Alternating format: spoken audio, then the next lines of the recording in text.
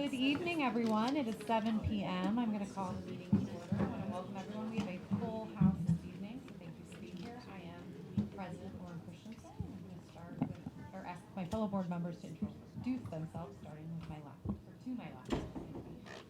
I'm going to ask us, welcome. It's great to see a full house. I'm Cheryl Picard, and good afternoon, everybody. I'm glad you could make it. Hi, I'm Patrick Keogh. Thanks for joining us tonight. I'm Judy Westra. Thank you for coming out tonight. Jennifer Voss, thank you for being here. And I'll ask our student co-chairs to introduce themselves. Hi, everyone. I'm Saipo Aran. I'm a senior at Canton High School. Welcome. My name is Josh Patterson, and I'm a junior at Plymouth High School.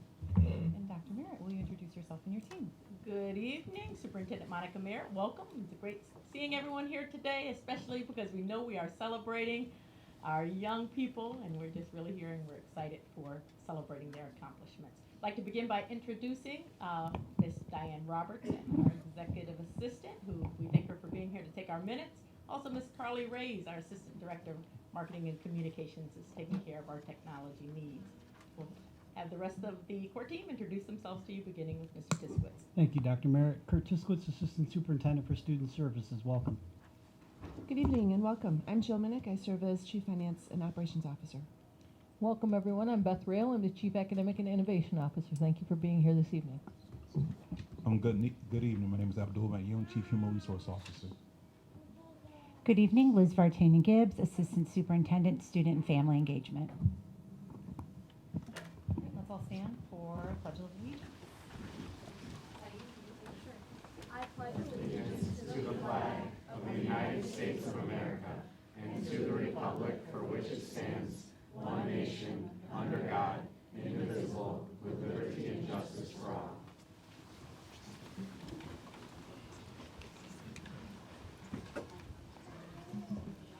Right.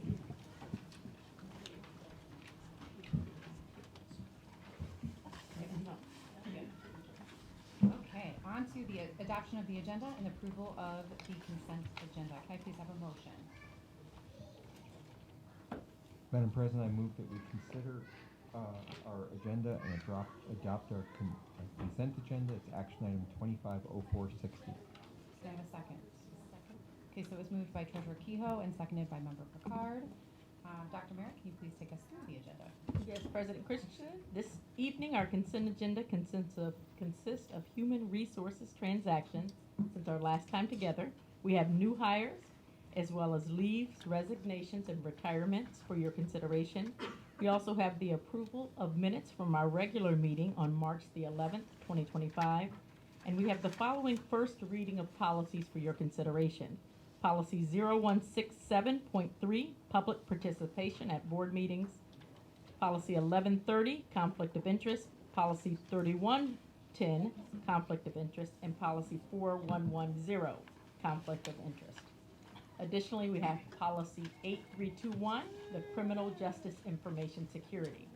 We have two final reading policies for you to consider this evening. The first is policy 5340, that's student welfare and accidents, and policy 7440.03, small unmanned aircraft systems.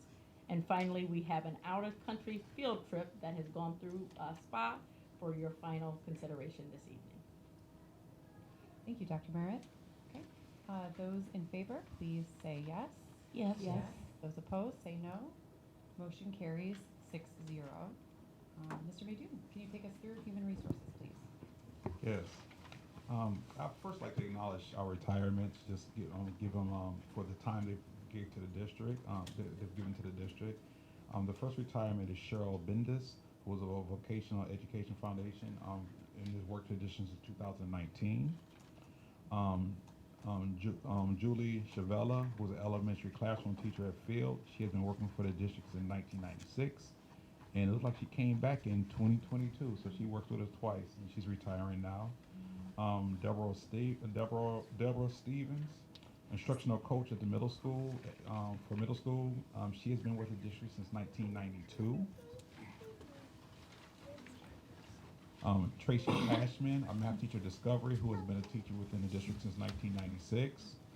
And Linda Verdusco, an elementary classroom teacher at Bentley, who has been with the district from 1994. Can we give them a round of applause for their time?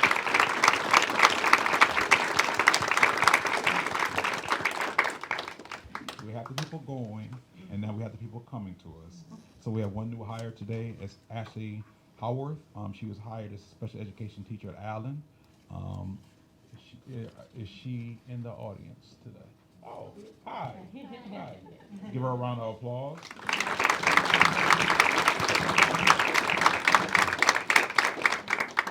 I have a lot of chocolate for you. As teachers do. Would you like to make a few, if you want to, you can speak or not. I wasn't planning to. I know. I like to surprise. I'll just say thank you. Welcome to the district.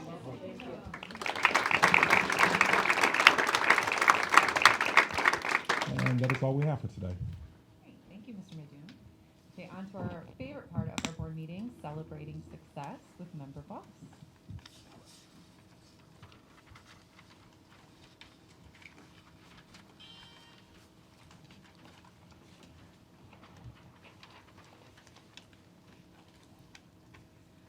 This evening, the Board of Education is honored to celebrate the outstanding achievements of our talented band and choir students from Discovery, East Liberty, Pioneer, and Plymouth Canton Educational Park. These students have demonstrated exceptional dedication and skill, earning recognition at the regional, state, and even national levels. Each year, the Michigan School Vocal Music Association, MSVMA, and the Michigan School Band and Orchestra Association, MSBOA, host highly competitive auditions for elite ensembles, including regional and state honors choirs and all-state band. To earn a spot, students must perform challenging audition pieces, competing against peers from across the state. Only a select few are chosen, making this an extraordinary accomplishment. In addition, we are proud to recognize the PSEP Marching Band drum majors, as well as students who have earned prestigious placements with the Michigan Philharmonic Orchestra and the Detroit Symphony Orchestra Honor Band. Tonight, we celebrate the success of these remarkable musicians. Congratulations to all of our honorees. At this time, I'd like to invite Mike Wells, PSEP Director of Bands, and Catherine Williams, Visual and Performing Arts Curriculum Coordinator, along with our dedicated middle school choir and band directors to say a few words about these talented students.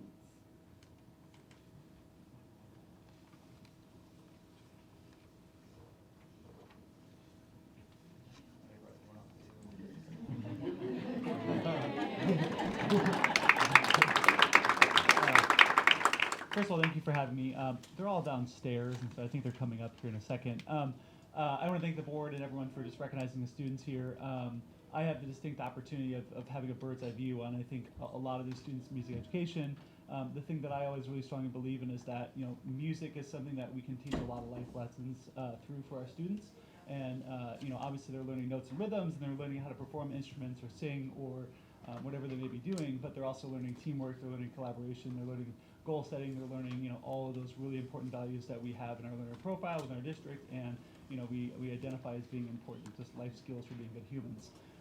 The really, really cool thing about band is that it's also, it's curricular, it's extracurricular, and a lot of our students are participating in things both inside and outside of the school day, and they have these really unique opportunities that, by being in our district, they have access to, and the all-state ensembles are a really, really big part of that.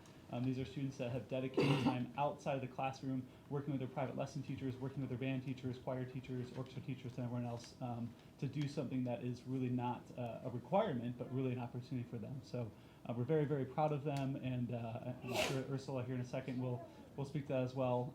And I encourage the board and everyone to just continue to support the arts, especially now in this day and age where things are getting cut left and right, and how can we do more for our art students, because it's a really important part of their life, it's a part of our community and everything we offer. So thank you again for honoring the students, and thank you for this opportunity.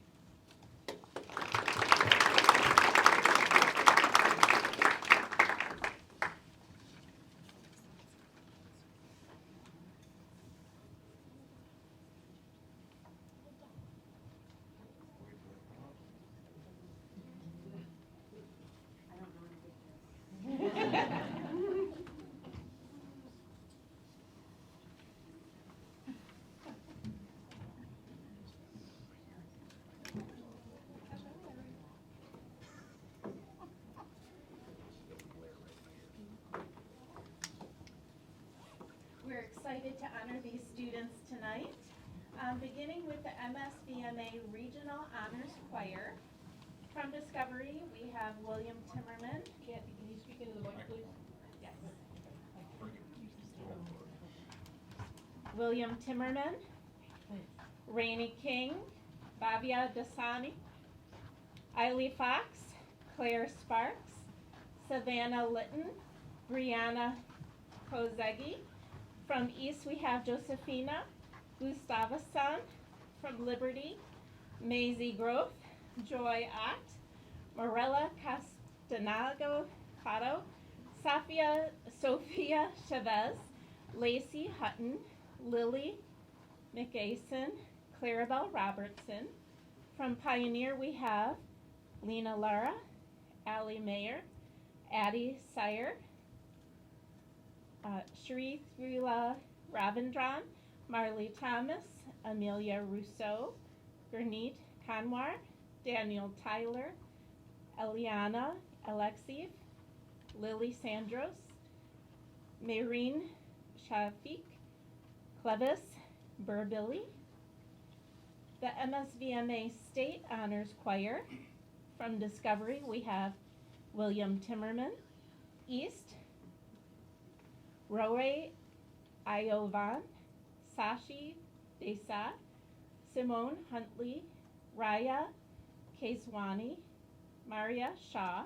From Liberty, we have Megan Eck, Caden Jones, Olivia Matson, Sabrina Perrin Oliveira, Eden Wilkerson. From Pioneer, we have Lena Lara, Allie Mayer, Adie Syra, Marley Thomas, Amelia Rousseau, Daniel Tyler, Eliana Alexiev, Lily Sandros, Clevis Barbilli. For the MSBOA Middle School All-State Band, we have Alex Kahn on flute and Graham Ellis on trombone. We'd also like to honor the P-CCS All-State Band, Annabelle Troyer, the P-CCS Marching Band Drum Majors, Miles Dupree, Ember Draper, Braden Nunn, Ryan Ray. Last but not least, we'd also like to honor students who were invited to play with the Michigan Philharmonic Orchestra, Tafig Khalil from Discovery Middle School, and we have students who were invited to play with the Detroit Symphony Orchestra Honors Band, Riley Bull from Discovery, Nadia Dosi also from Discovery, Sophia Teraguchi and Kayla Jenkins, also from Discovery. So we appreciate all the hard work that your students have put into your instrument and your voice, and we appreciate all you do in your performances. Can we give everyone a round of applause?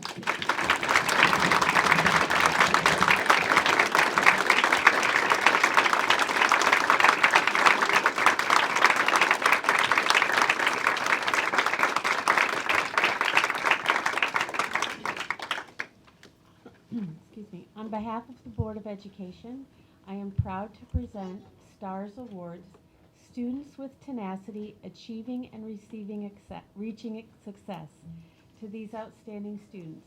Their hard work, perseverance, and passion for the arts deserve to be celebrated.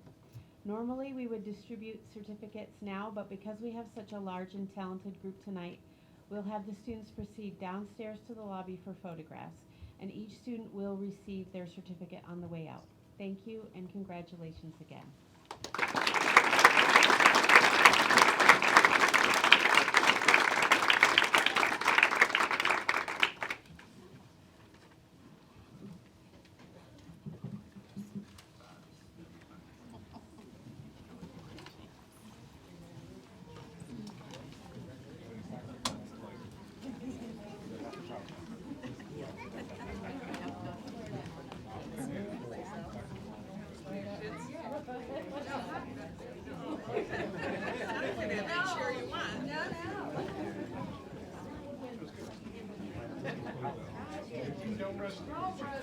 Congratulations to our parents and families. Good job, as everyone. well. Thank you.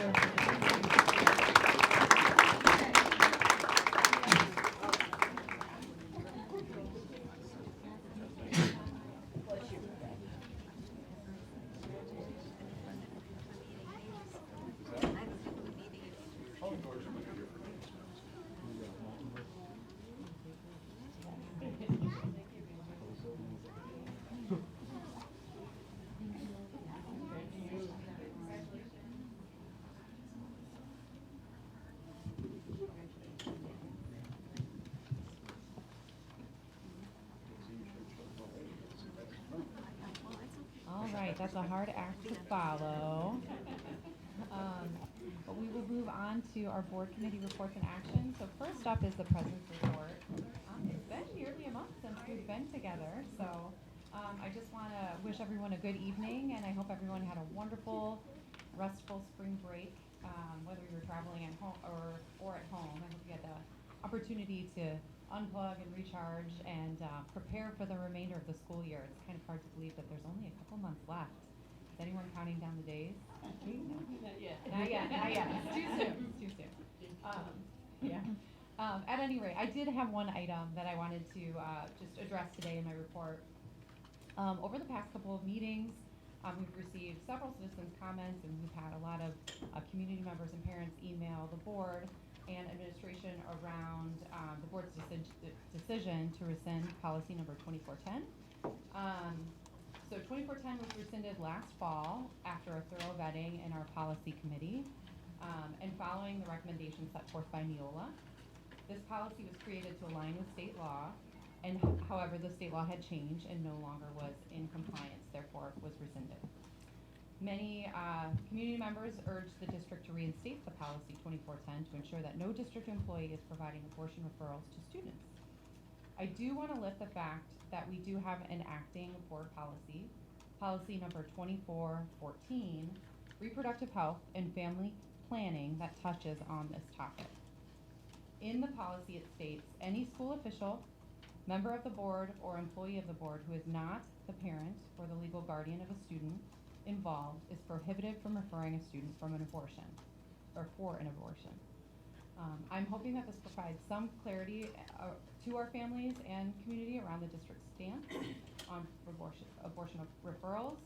And that actually concludes my president's report. That's the one thing I wanted to touch on this evening. We do have a few things that we'll be talking about in the discussion section too, around our operating principles and a resolution around the idea funding, just kind of a board level, a couple agenda items there. But that concludes my president's report, and we will move on to Student Performance and Achievement Committee with Secretary Westrow. Good evening. The Student Performance and Achievement Committee last met on April 2nd in this room. We reviewed the high school highlights presentation, which you will see tonight. The middle school presentation, which you will see tonight, and the high school presentation, which you will see in the next board meeting. We also reviewed the out-of-country field trip that you will see, and a curriculum change to the curriculum for some of the health-related classes, which will come in a future meeting. Our next meeting is on May 7th at 5 p.m. in this room. We hope that you can all join us. Our meetings are open, and we like to have citizens engage with our committee. Thank you very much. On to Policy Committee. I know Member Sidhu is not here, so I believe Member Ahmed, are you giving an update there? So because of spring break, our last meeting was March 11th, and at that meeting we discussed things like public participation in board meetings and the conflict of interest policies, and you'll see those being discussed for a first reading today. We also, during this time, have interviewed and selected members of the community who had applied to join the policy committee, and we're excited that we'll have 3 new members joining us at our next meeting, which is Tuesday, April 22nd at 5:30 in the collaboration room. So, thank you. Thank you very much. On to Finance and Operations Committee with Treasurer Kehoe. So Finance and Operations Committee, the excitement never stops. We had a marathon meeting last Thursday that went from 5 till nearly 9 p.m. where we talked about some incredibly exciting topics, including the new AV updates that we're doing for display boards at the high school, extensive discussion on our key performance indicators for custodial, both for our internal teams as well as our outsourced teams, on transportation. We did a preview of the community budget survey results, and we discussed how we're bringing some of our new F&O committee members on board and giving them additional instruction and discussion. Our next F&O meeting is Thursday, April 17th at 5 p.m. here in this room, and we encourage you to join the fun. Thank you. Moving on to Student Voice and Action Committee with Josh and Saeed. At our last meeting, we finalized our election results and worked with Panorama representatives to provide student input and get any questions that our students had answered regarding the survey. And then our next meeting will be on Monday, April 21st at 4:30 p.m. in the Pioneer Media Center. Thank you very much. Okay, on to the superintendent's report. Dr. Merritt. Thank you, President Christensen. As always, I never miss an opportunity to brag about our amazing students. I want to begin by congratulating PCEP Culinary Arts students. They took home the state championship. Let's give it up for our culinary arts students. They have qualified now for this year's National Pro Start competition in Baltimore. That'll take place later this month. The student chefs beat out some of the most talented student chefs from around Michigan in this competition, which saw them create a 3-course meal using only a camp stove. Congratulations are also in order for the restaurant management team, who finished second in this year's competition, and the culinary quiz bowl team, which finished third in the state. We also want to give a shout out to Chef Diana Woodward, who creates the environment for which our students can thrive. So we're really proud and keep shining, young people. Also, our PCEP Lightning Robotics team, who will be here to present to the board, I believe, next month at one of our meetings. They've continued their tradition of success after the program at last weekend's state robotics competition.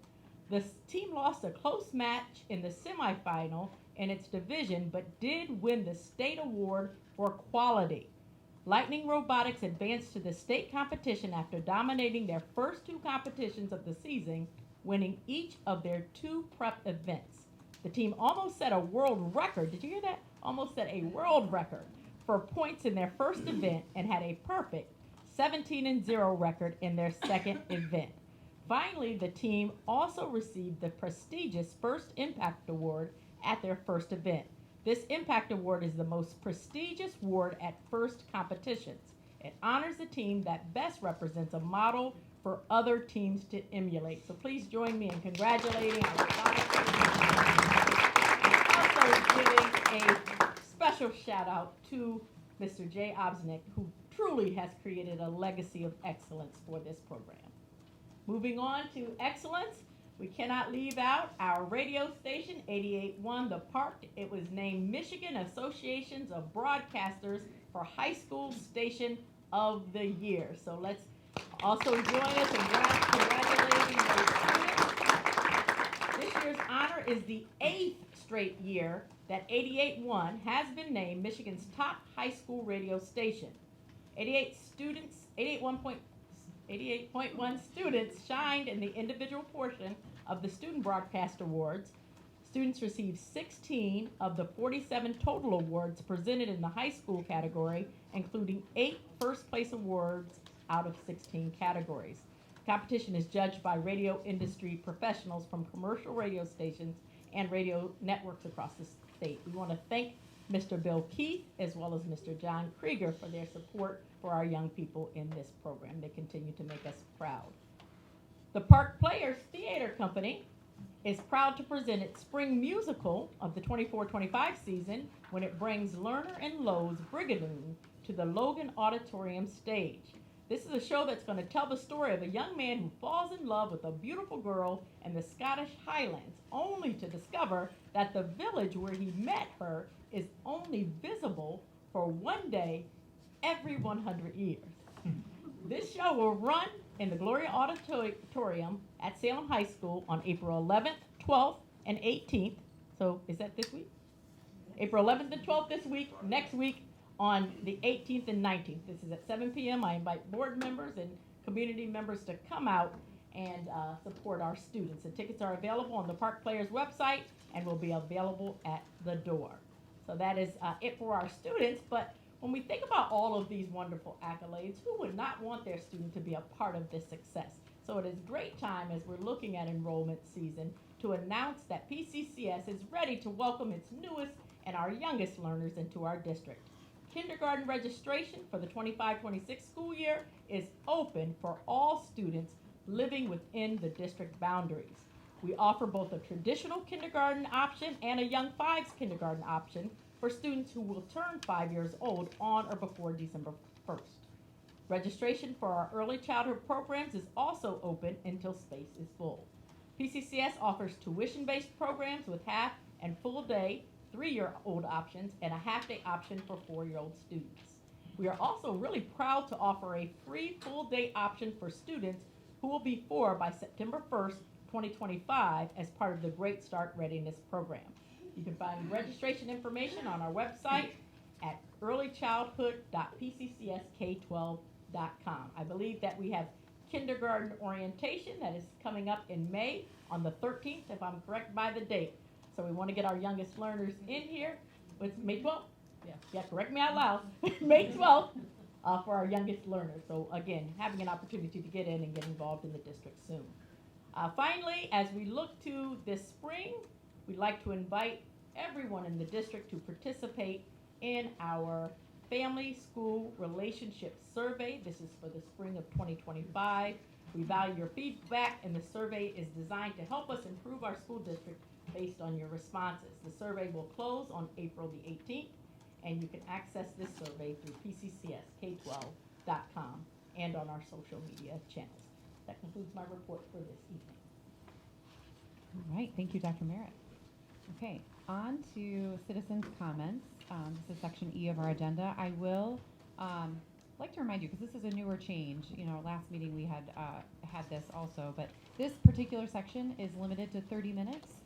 So we will be taking the comments in order as they arrived in our basket for the first 30 minutes.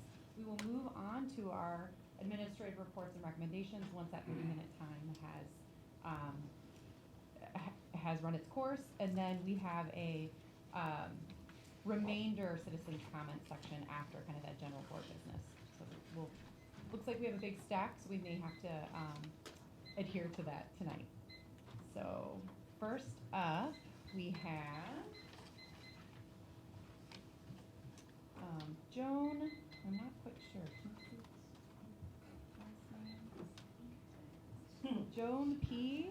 Yes. I can't read the rest. I apologize. Pence, Joan Pence, please come on up. And I'm double confirming the May date, because I think it might be the 13th. I think you might be right, but I'm...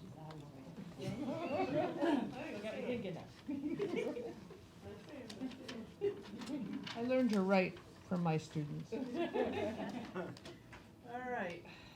My name is Joan Pence. I'm a resident in the district, an alumni of the park, and I taught at Salem High School for 38 years. I am currently the coordinator of Western Wayne Indivisible, a group allied with many local progressive organizations in the district whose concerns I am here to express. Rachel, would you like to? She has some mail to deliver. May I approach you guys? I have a little something to deliver for each of you. Is that okay? What you are receiving are messages from parents and residents encouraging your leadership in continuing to heed the advice of Dr. Rice, who is our state superintendent of schools, and the resolution of the State Board of Education, that we as a district and as a community continue to honor the diversity of our students. Just a moment of privilege. Whoever was just up here reading the names of all of those kids, my life, right? And so over 38 years, I'm here to tell you that there have been huge demographic shifts in this district, and it is our strength. And that's one of the reasons why I feel as strongly about this as I do, and encourage you to continue to support the diversity of kids who walk through our doors every day, whose names I just said, keep telling me how to pronounce it, I'll figure it out. So, great kids. So, as is often true, the lived experiences of parents and students say it best, so I'd like to share one of the messages that you're receiving. As a parent of 2 recent P-CCS grads, I want to share my perspective. Both my students were born in Asia and joined our family through international adoption. They have both told me that the value of attending PCEP was not just in the quality of the education and the diversity of the curriculum options. They shared that the diversity of the student population and the support of teachers and administrators on issues of bullying and prejudice helped them to feel a real part of the school and community. The current U.S. President targeting of DEI policies and immigration has been a great concern to them, a concern to our entire family. Although they go about their normal life in college now, they have expressed a range of emotions, feeling less safe, more isolated, as well as a sense of unfairness and injustice. Knowing the pressure public schools are under to discard the principles of diversity, equity, and inclusion, I urge each board member to remember a time they felt different, put down, excluded, or even threatened for who they are. This is just such a moment for many immigrant and minority and LGBTQ students with special needs. I urge you, yes, I hear you. I urge you to stand by the principles of every child who should be safe, treated fairly, and included in our schools and our community. Thank you for your work in this important area.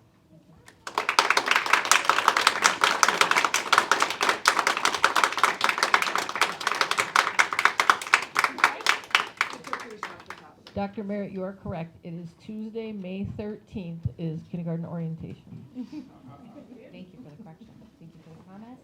Okay, up next we have Art Coling.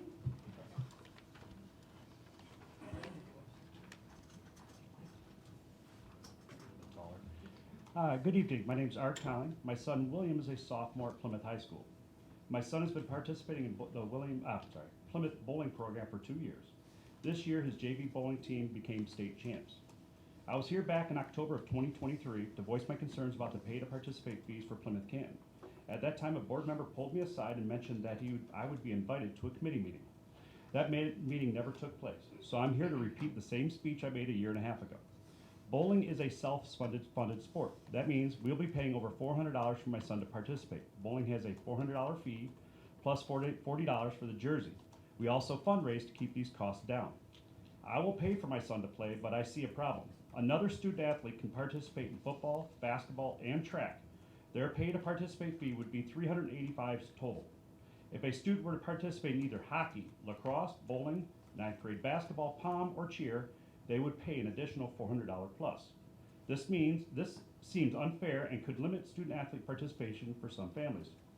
For example, William's teammate also plays football and lacrosse for Plymouth. He would pay $385 for the fee for football. Then the next season, he would pay $400 for bowling.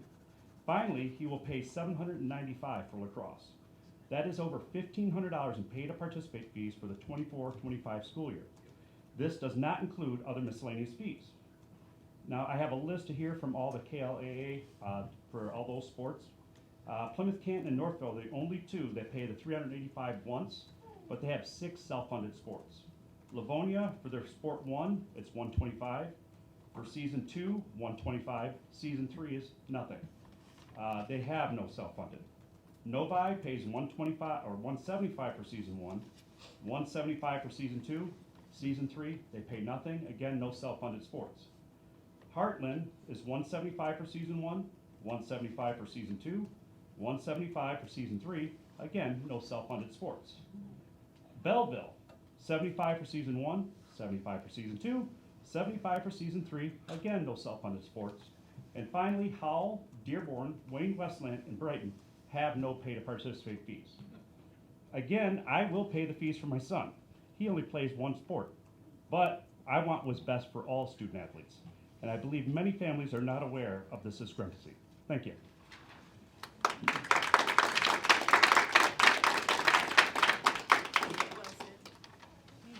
Thank you very much. Next up, we have Shar Rosie. Tavarosi. Thank you.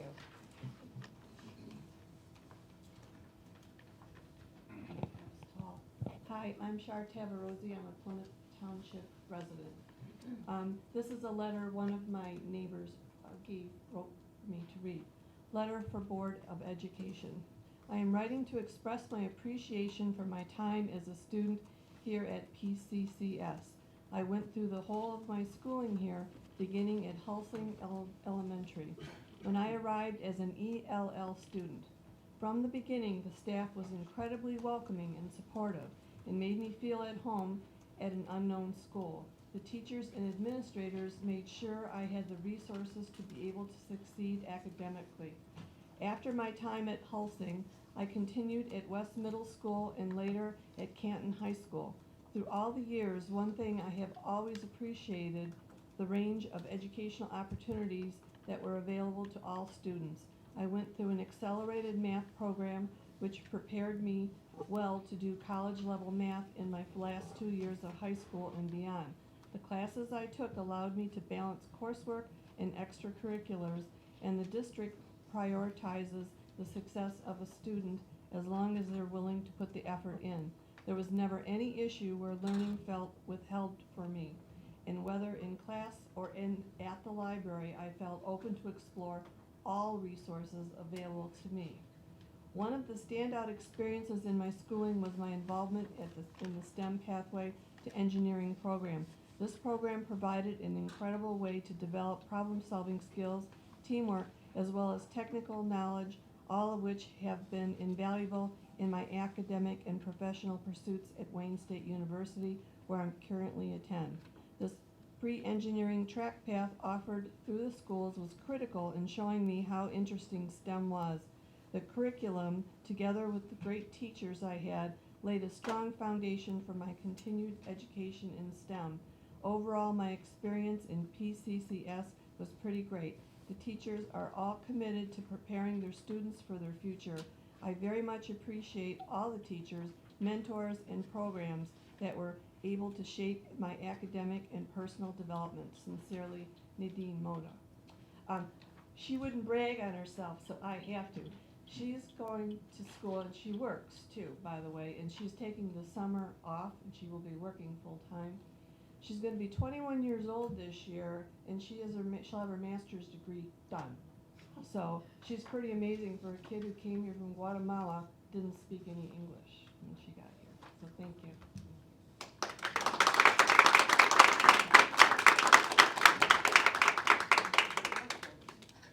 She's Thank a you very workhorse. She helps me with my gardening at home. And many papers. Thank you very much. Okay, up next, we have Deborah Finkenbeiner Pepper.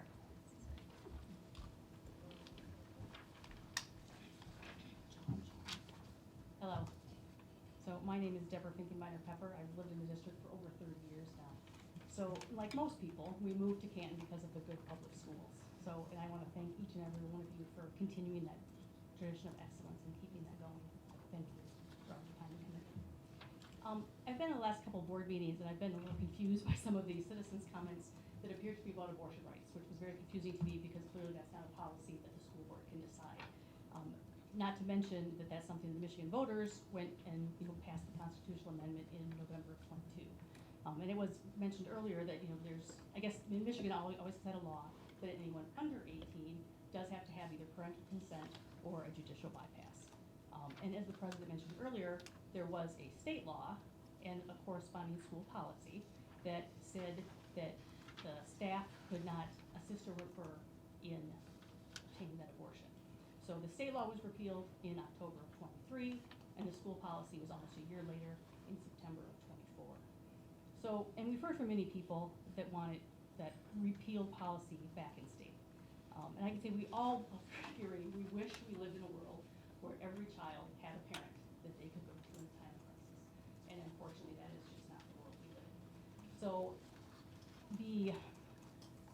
of the articles I found that talk about it, it said, in any given year in Michigan, there's 700 individuals that will seek an abortion if they're under the age of 18. 85% of those already have a parent that they can go to get that parental consent, that they can go to talk to. Unfortunately, that still leaves 15%, so just over 100, that do not have that person. So they may have a situation where there's a family separation, or an incarceration, or like they're in foster care.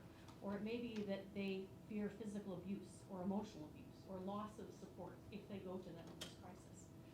So without a parent to support them, what they have to do is they have to go in front of a judge and try to plead their case. And that judge gets to decide their future.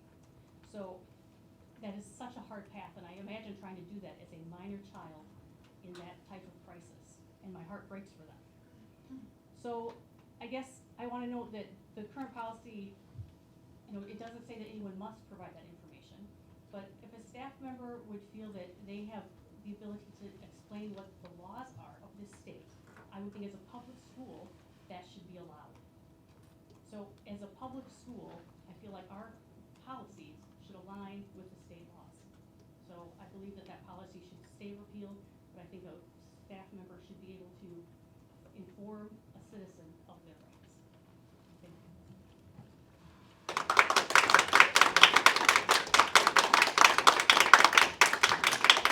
Thank you. Up next, we have Colin Miranda.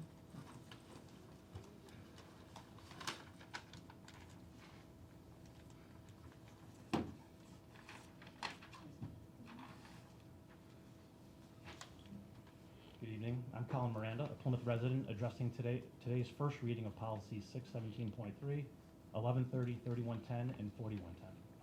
The policy committee said that Neola is suggesting changes around policies which include grammatical errors and language changes. Ironically, Neola is actually introducing grammatical errors into these policies instead of correcting them. The errors are the replacing of singular third-person pronouns like he, him, his, and she, her, hers, with plural pronouns like they, them, theirs.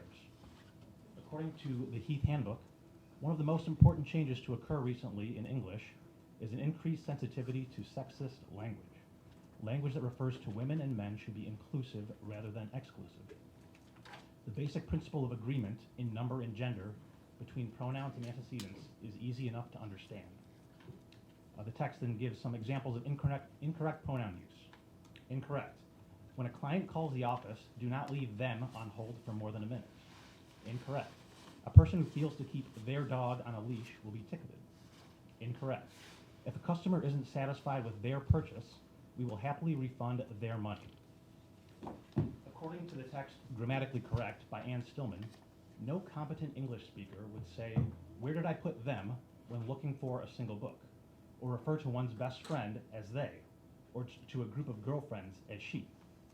In an effort to avoid gender bias, it is common to employ they, them, or their as singular pronouns when the sex of the person being referred to is unknown or irrelevant. The problem is, in standard English, they is a plural pronoun, and using it in combination with a singular antecedent constitutes an error in agreement. The solutions that are the easiest to apply are also the least likely to please. Putting down he/she is jarring.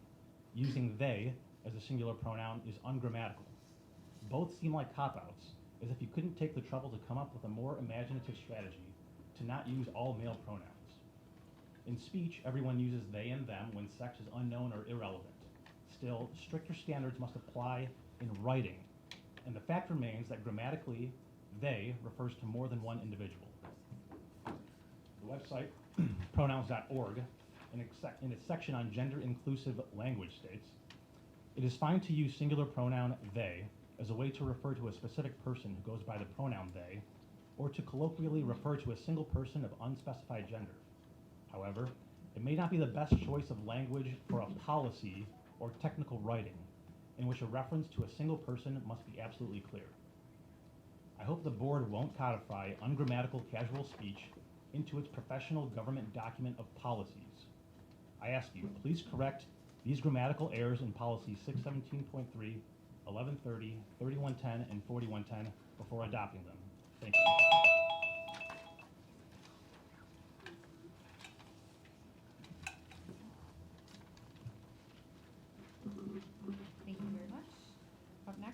Rachel Hayes.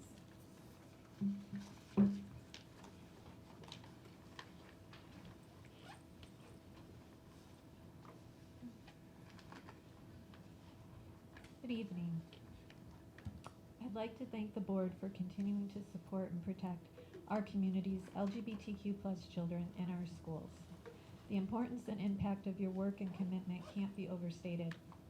As a board member of Plymouth Canton PFLAG, an ally organization, I know many transgender people and their families.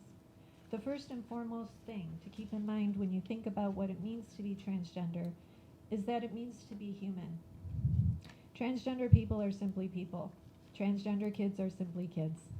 They have always been here. They are your neighbors, your classmates, your coworkers, and your friends. Chances are that you've interacted with a transgender person without even knowing it. They are nothing new. They are nothing radical. They are just like you and me. They have hopes, dreams, aspirations, and goals. Trans people are trying to make their way in the world the best they can each day, like all of us. And for LGBTQ+ kids, like for all kids, school is a huge part of their world. Transgender and non-conforming children see many in power and otherwise trying to erase them. Our schools should be a safe haven from this agenda, a place where all kids are accepted and protected. As adults, that is a goal we should have for every child in our community. LGBTQ+ students should be given the same opportunities to learn and thrive in a safe environment as every other student. The decisions made moving forward on their behalf are powerful. The Youth Risk Behavior Survey states, when young people feel connected at school, that feeling of belonging protects them from poor mental health, suicidal thoughts and behaviors, substance use, violence, and sexual risk behavior. We can all agree that the well-being of children is important to each of us. It is crucial that we see transgender, non-conforming, and all LGBTQ+ children for who they are, children. And right now, these children, our community's kids, are struggling. I don't believe that any of us want any child to suffer on our watch. We as a community can come together and say to these kids, don't worry. You focus on learning, growing, thriving, and striving toward your future. We will look out for you. We will do everything in our power for you to be okay. Let's please give all our community's children that comfort and reassurance. Please continue to stand firm in your belief that every single child deserves to participate in their education without fear of discrimination or exclusion. In this ever-increasingly frightening world, let's provide a safe haven for all to learn, grow, thrive, and strive for a better future. And I would also like to add, in response to the citizen who gave us a lesson on grammatically correct pronoun usage, I would ask, what is more important? How children feel and their acceptance, or correct grammar? Thank you very much.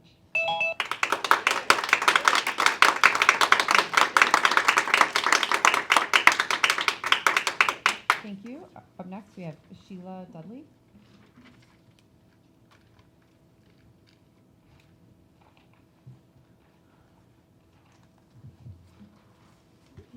Hi, good evening. My name is Sheila Dudley, and today I stand before you to speak about something that demands our full attention, unwavering commitment, and our immediate action. My granddaughter attends Miller Elementary School, and I'm talking about the importance of zero tolerance when a student says, I'm going to bring a gun to school and shoot everybody, which happened which a fifth grader did at Miller Elementary School around March 13th. Let me be clear. This is not just a moment of poor judgment or youthful impulsivity. This is a threat to life. It is a statement that carries the potential for unspeakable tragedy, and we cannot afford to treat it lightly, no matter the age of the student. In 2023 alone, there were over 346 incidents of gunfire on school grounds in the U.S., resulting in 82 deaths and 256 injuries. That's nearly one shooting every day of the school year. These just aren't statistics. They represent children, teachers, coaches, staff who didn't make it home, families that were shattered, communities forever changed. Research by the U.S. Secret Service has shown that nearly In nearly every case of a school shooting, the attacker had exhibited warning signs, and in many instances, they had communicated their intent in advance, verbally or online. Too often, these warnings were dismissed or minimized. That is why we must operate with a zero policy or zero tolerance when it comes to a threat of school violence in one of our schools. Because even if 99 out of 100 threats are not followed through, the one that is can take innocent lives. Now, age is not a factor in this. Some might argue, oh, they're just kids. They didn't mean it. But intention does not erase impact. In 2021, a 6-year-old in Texas brought a gun to school. In 2023, a 6-year-old in Virginia shot a teacher in school. These cases show us that age does not guarantee innocence or safety. So I would just urge you, board, to have a zero policy. This boy is still in school or coming to school, riding the bus. We're afraid for my granddaughter, okay? And I did ask a FOIA request and got the drills that the schools do. And Dr. Merritt, I really urge you to look at your schools, all of them, because none of them are following your policy about drills, at least not on the documents that were sent to me by your central office. Okay, and then when I see them, you know, I see them every now and then doing a lockdown, and this is for all your schools. I got not just Miller, and it's taking 4 minutes for a lockdown drill, and they're taking 7 minutes for a severe weather drill. Doesn't make sense to me, guys. So I urge you to look at your policies and to do something about this, in particular with the little boy that's still attending Miller Elementary School. Thank you.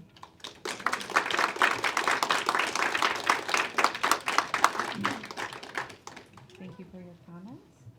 Up next, we have Victoria Chapsky. Chapsky, thank you. I appreciate the help there. Hello, my name is Victoria Chapsky. I'm representing Priority Waste. I'm the environmental specialist, and what my job entails is going into schools and teaching about sustainability and recycling.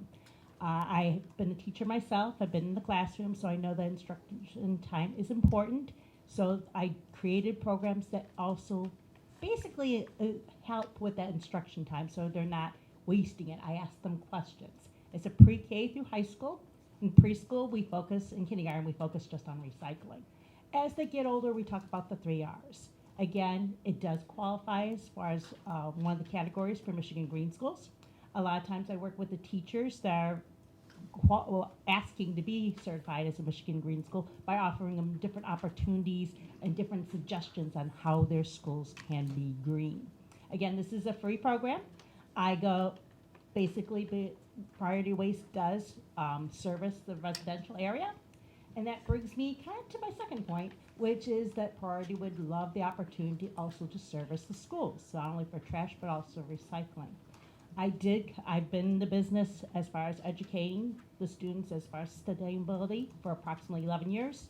It was under GFL. I do know there were problems with the paper retriever. I have talked to a couple of teachers that said they did recycle in the school, and that was taken away. I completely understand, because I was one of the ones that was going around trying to clean up some of the messes that occurred with the paper retriever, and I totally understand the school did back out. I was still at GFL at that time. But I'm here to tell you Priority Waste does not operate like that. They do have cameras on their trucks. So residential, commercial, they'll make sure everything is taken care of. Again, my name is Victoria Chapsky. I do have more information, which I'll give to the secretary, that talks about the programs for the schools as far as sustainability and recycling. Thank you.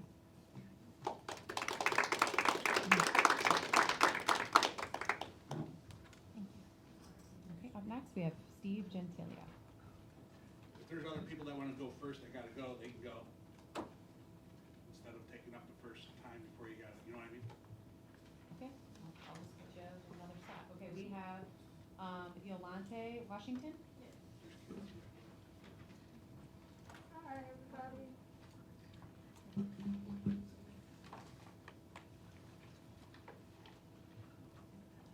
My name is Yolante Washington. My name is Yolante Devontae Washington. My daughter attends Miller Elementary, and it's just about the same discussion as Sheila. That's her grandmother. So the main thing with us is the safety precautions with the school. The incident happened March 13th. I found out March 18th, and I immediately contacted the school. Some of you guys may have received an email from me because I added whoever I could find, teachers, security, everybody who I could find. The response was not satisfying at all. We live in the same community as this little boy in the same complex. He still goes to the bus stop with his little brother. We see his mom. We actually saw his mom and his little brother today. So it's kind of scary for my daughter. I do not put her on the bus. We're just scared, guys. This little boy said he's going to shoot a student, a child that lives in our complex, as well as shoot up the school. And we feel like, me and other parents who are here as well, we feel like you guys aren't doing anything about it. Once I spoke with a few members of the board and principal and another teacher, I received a response after that, which was March 19th. The incident happened on the 13th. So if people in the community did not tell me or anything that was going on, I would have not known. And that's a scary feeling, to not know that there's a student at your child's school that's threatening the school, students, or whatever the case may be. Me and my daughter, we moved from Detroit to get away from the school systems and the violence and all of that, and we've been good until this situation. My youngest daughter, who is 4 years old, she's gonna attend Miller next year. So I'm feeling a certain kind of way about all of this. I give you guys great education for my daughter. She's been doing awesome since she's been in this school district, but the safety procedures, we are not feeling it at all. We don't feel safe. I don't know. I'm listening to you guys with the procedures and all that, but I'm so not satisfied with it. I would like for you guys to do something about it, make some better decisions, come together, talk to the parents, make us feel comfortable, make the students feel comfortable. My daughter's teacher was unaware of this whole situation, so I told him about it, and he talks to my daughter, and he talks to the classroom about it. But what about the school as a whole? What about the community as a whole? What are you guys gonna do? I'm really afraid of my daughter going to school. I do not put her on the bus. What are you guys gonna do about it? I received a response, but it was not enough. And now the boy is back in school. The boy is riding the bus. What do you guys think we should do about this? Should we put our children on the bus? Should we send our children to school? How would you feel about this if this happened to you or your child? Or grandchildren, or whatever the case may be? I need you guys to do something about this, because the response that I received, I didn't feel well about it. The phone calls that I received, I did not feel well about it at all. And I still don't feel well about it. The boy has returned to school.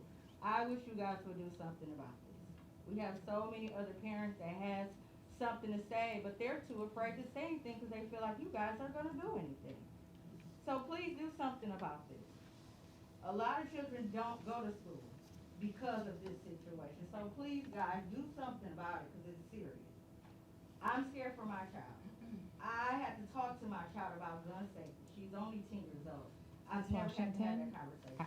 I know it's here- overtime, but I wanna this is thank how you. serious Of this course. situation is. Thank But you. thank you, guys. Thank you very much for your comment and coming this evening. I appreciate it.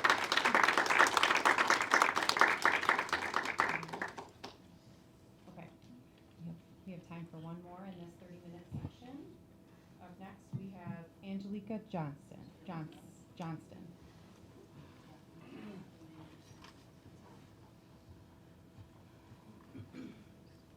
Hi. Sorry, I'm gonna try not to cry. My name is Angelica Johnston. My daughter also attends Miller. It's really sad that my daughter loves school, and she's petrified to go to school every single day because of this kid. He's going around our complex saying he knows he's mentally ill, that if he doesn't take his medicine, he wants to kill somebody. The person he wants to shoot is my daughter's best friend.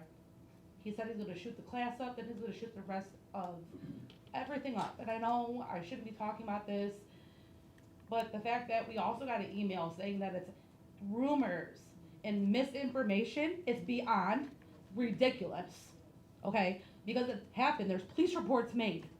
Go to the Canton Police Department. They will give you the police reports. Exactly what this kid said. Oh, he doesn't have a way to get a gun. He doesn't have a way to get a gun, but he can have a marijuana pen at, 11 years old, and a breeze. And walks around, and everyone is petrified. The school said the only way that he can come back is if they check his backpack and his coat. That doesn't help the kids on the bus. Because if he gets a gun and he's on the bus, the 2 girls that he wants to shoot are on the bus. I have to go out of my way. I have to change my work schedule to get my daughter to and from school every day. She worked when she found out he was going to school, she worked herself up sick for almost a whole entire week. Throwing up every day, saying, Mom, I don't want to go to Miller anymore. When she's gone to school, I've had nothing, and I hate this because I graduated from the school district. I love the school district. Since my older son came in this district, I haven't had anything positive. And that's so disgusting and hurtful for me because I said, oh, I want you to go to the school district. I had a wonderful experience. I graduated.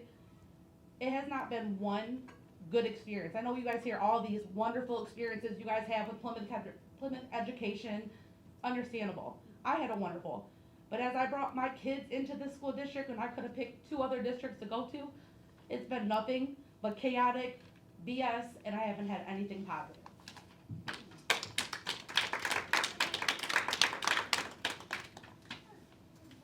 Okay, thank you for your comment.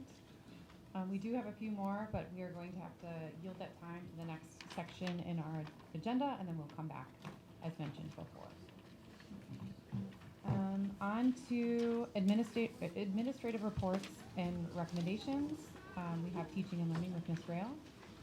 And it's my honor to introduce to you Anthony Rueller, Executive Director of Middle School Education. We are going to be sharing some middle school highlights. These were vetted at our most recent SPA presentation. Throughout the year, in the fall and in the spring, we've been doing elementary, middle school, and high school highlights. This spring's highlights are focused on academics. And so Mr. Rueller is going to share with us some updates of the work that the middle school team has been doing around equitable grading practices and some data on the outcomes of that. So, Mr. Rueller? Thank you, Ms. Rao. Good evening, President Christensen, Board of Education, Dr. Merritt and core team, and the P-CCS community and the audience and at home. It's a pleasure and a privilege to be representing the middle level this evening.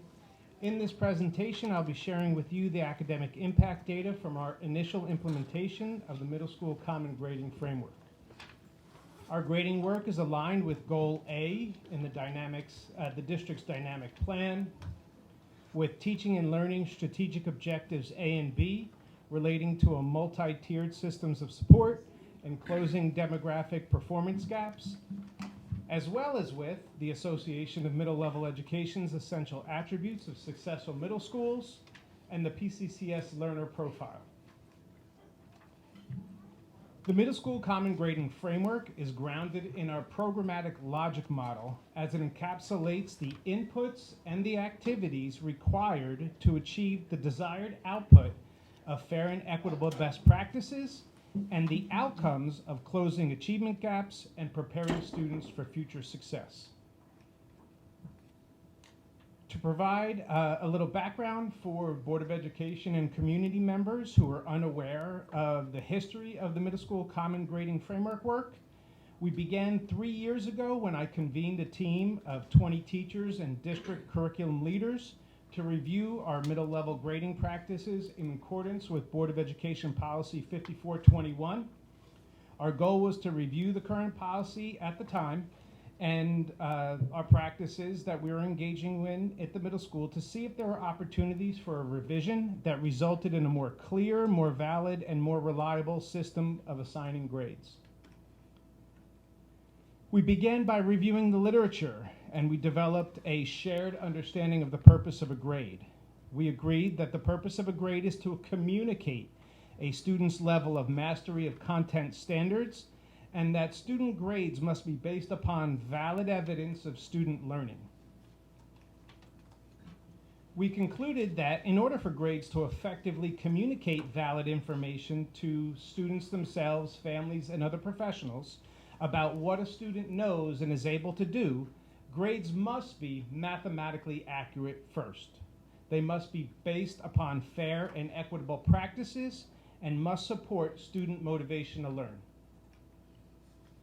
Our next step was to develop a system of shared values, and these values would further our understanding of what we believed in and the practices that we felt would really move and stay true to those 3 items that I spoke about before.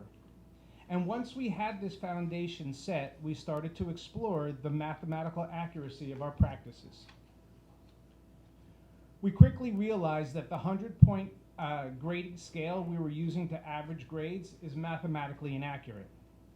In short, a 100-point A through E grading scale is made up of unequal intervals. The grade bands A through D each contain 10 points in their band, while the grade band of an E contains 60 points in that grade band. This unequal sizes of these intervals makes any averaging of grades, which is a practice that we engage in, mathematically inaccurate because scores lower than a 50 disproportionately negatively impact a student's average. What this means in short, for example, is that a failing grade of 45 has a more negative impact, has a greater impact on a student's average than a perfect score of 100 has a positive effect on that average. Therefore, in short, using a 100-point scale can result, not always, but it can result in a grade that seriously misrepresents what a student really knows and is able to do. In response, we decided to move to using an equal interval 5-point scale, where each grade from the old 100-point scale is converted automatically to a 5-point level score by the teacher's gradebook. In the example here, you see that an 87 on the left-hand pie chart there is converted to a 3.7 level score, which is still in the B grade band. Because each grade band is worth a total of 1 point, each grade carries the same weight when averaging a series of grades. In short, a 5-point equal interval scale allows for accurate averaging, which solves the mathematical inaccuracy problem that we had in the past. Because a grade is all about communication, the committee then created common language so that students and their families have a common understanding of what each grade means in relation to a student's progression towards mastery of standards. And in the top there, you see language that's adult-centered language, and in the bottom, in those little bubbles, are student-friendly language, so that we're all talking the same things and we all have common understandings. The committee also created categories of common tasks with common weightings of the value of the tasks that would be used when calculating a student's final grade. This use of common language and expectations ensures that a student's grade in a particular class, say 7th grade math or 7th grade science, means the same thing between 2 teachers as well as the same thing between buildings. If we're communicating student mastery toward understanding of standards, we have to be talking the same language. With respect to practices, we created a set of common grading practices so that student grades reflect only what the student knows and is able to do, and to support clarity of expectations across a grade level, within a building, and across buildings. This is so important because it's much easier for students and families to navigate a common set of expectations than it is for them to navigate 6 different sets of expectations that change every year in the 3 years of a middle school student's experience. And ultimately, when all teachers utilize common core practices, then students' grades are a more accurate representation of their understanding of the content. So I kind of flew through that fast, but there's supporting documentation at the end of the slide deck. Getting to the meat of it, what is the data telling us? So the chart that we see here is representing the 4-year trend of semester 1 passing grades across the 4 core content areas for all students in grades 6 through 8. So we see English language arts, mathematics, science, and social studies. These are only semester 1 grades because up to this point for this school year, we only have grades up through semester 1. So if we just focus on English language arts, which is the segment on the far left side, we see that in semester 1 of the 21-22 school year, which is the furthest dot all the way left, 93.7% of the grades earned by students in English language arts in grades 6 through 8 were passing grades of A's through D. Looking 4 years later, in 24-25, 98.7% of grades were passing marks of an A through D.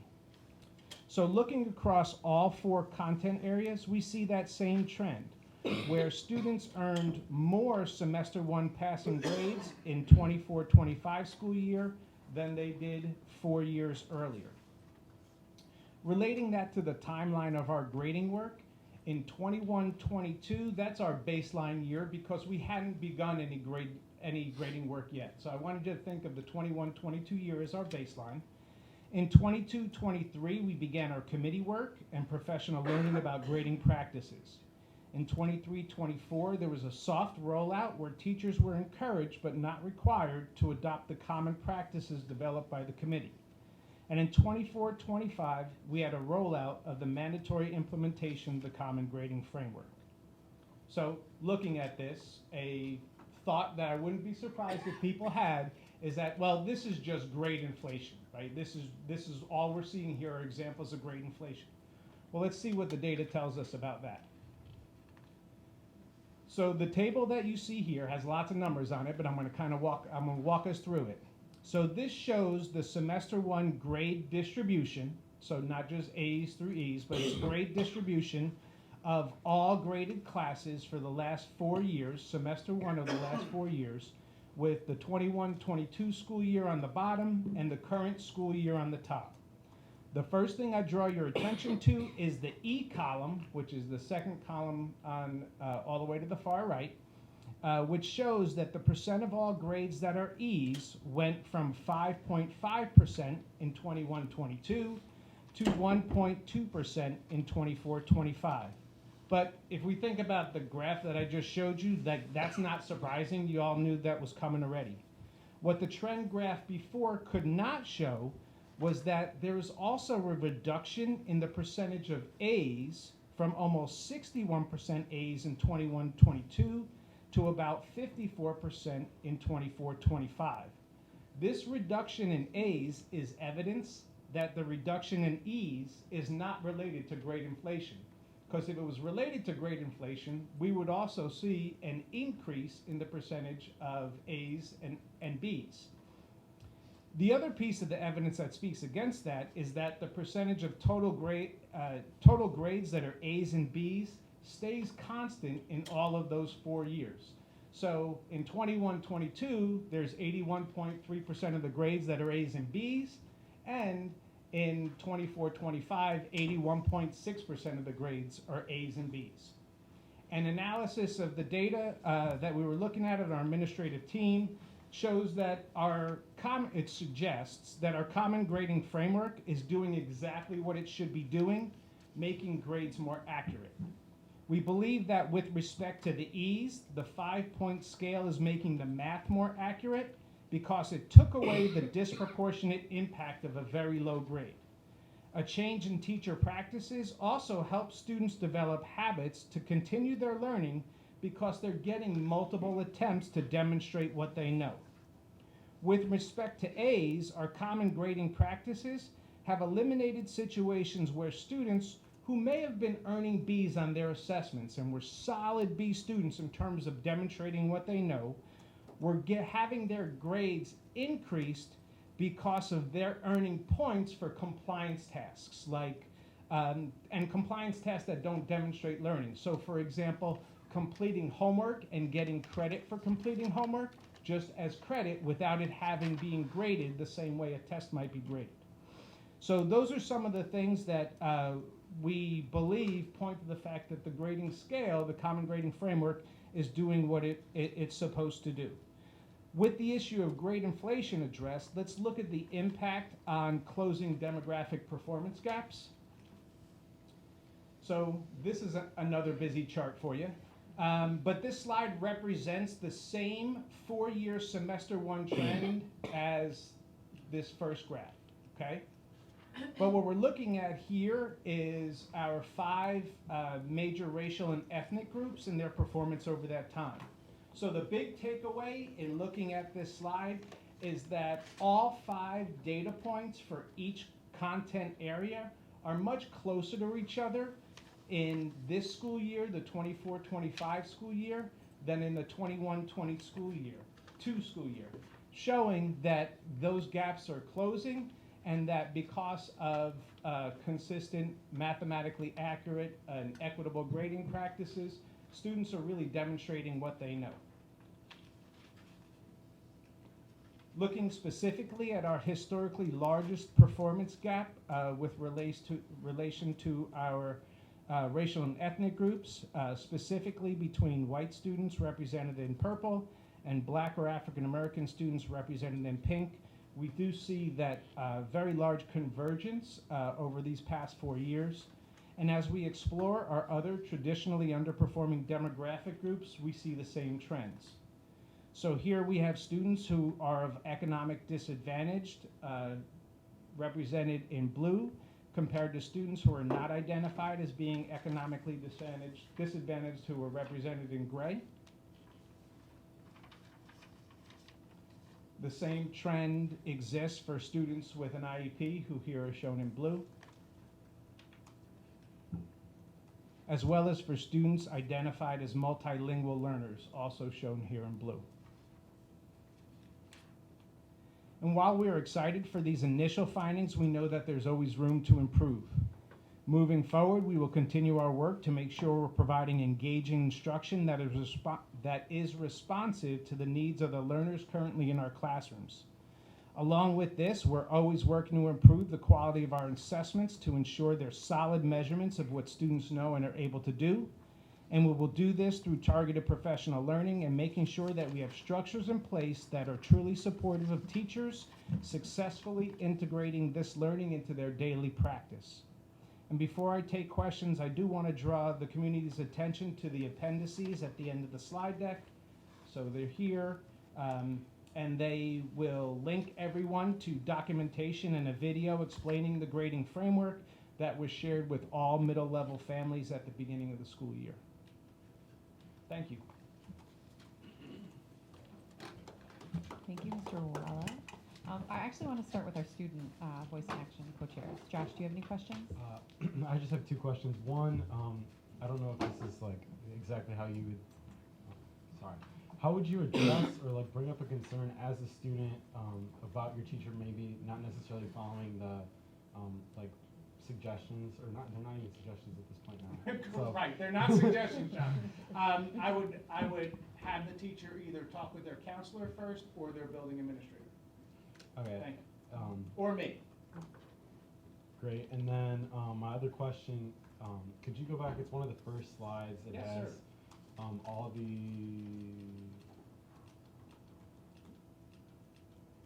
2 to the right, 3, 4, maybe. I don't know. One more. Have more than one opportunity to demonstrate learning to foster hope and a growth mindset is one of your like student musts. So I was wondering, are students now able to like retake tests as a part of that? Because I know like I've suffered with testing anxiety throughout my life, and that really impacts like my score on tests, and then also it's weighted with tests more like towards impacting your grades. So I'm curious, with all these changes, is that something that you've implemented or looked into implementing? Yep, definitely something that within each department, they've worked together to develop common practices within the department, because each content area is a little bit different in the types of assessments that they give. But the expectation is that students will have multiple attempts. It also depends on the type of assessment, because some common unit tests, there may not be another assessment given, but leading up to that, it would be quizzes or papers. and even homework, turning in things late. Teachers will accept late work as a minimum up to the unit assessment tied with that homework, right? So one of the things that's important to us is that students develop good habits, and they understand that there are timelines that we need to adhere to, but we also understand developmentally they're students, and we don't, we want to avoid them getting themselves, due to their bad judgment, in a situation where they cannot recover. So we do set deadlines, and students can complete work up to that deadline. And that deadline is usually extended up to, well, is always extended up to the unit assessment for that work, right? Because we really want to encourage students to make sure that you're doing all of the preparatory work and getting any support and help you need up to that test. I really like that change. My only concern, and I don't know if this is something that you want to kind of look to the future, is high school. So obviously, I mean, the kids now are going to go through 3 years where they can turn things up to the test, and then high school students, their teachers might not necessarily have that same scale. Rule suggestions. So how, I'm concerned that the student would be used to it for the 3 years that they're in middle school, and then kind of have to really adjust to having strict more. I mean, because some teachers don't accept late work at all at high school. Others, it's like a 2 to 3 day thing. Yep. So, I mean, that's just one concern. Yeah, and Josh, that's a great point. One of the things that we've talked about, because we've discussed that in middle school, is given where our students are developmentally, we want to prepare them to understand themselves as a learner and to really develop those skills in terms of knowing who they are and how they need to prepare for assessments. It's impossible for us to prepare students for any system where it's not predictable between teachers. So there's nothing that we're going to do that's going to exactly prepare them for one teacher that has this late work policy and another. But what we're really focusing on is them believing themselves as learners and developing practices that will translate to whatever grading practice they have in the future. Great, thank you. You're welcome. I have no questions, but this was very informative, so thank you. Thank you. We'll go to Amina. Thank you very much. Really appreciated the presentation. I have a question in terms of how have you seen families respond to this? In particular, I can imagine that the reduction of A's may have caused some, feedback or input, but curious in general how families have responded. So it's actually funny that you said that and asked the question that way, because I personally have not received one call this year, not one question, not one complaint, even for clarity of how is my student's grade like this. Last year, some initial feedback that I got or questions that I got were families that were displeased. My student had always gotten an A. Sit with the family and go back and go through, and they were all situations where the students' grades were positively impacted by what we would consider compliance tasks, right? Tasks that they're turning things in, but it really offers no feedback and no understanding of what a student knows and is able to do. So those were and there was a handful. It really was. It was less than 10 families that I spoke to. So follow up on that, did you receive any positive feedback from families whose students were previously impacted by the 60% in the E range and now aren't? So surprisingly, I don't get a whole lot of phone calls when people are really happy about things. I did have a guidance counselor who sent me a statement that a student actually wanted to share, like they were talking about it.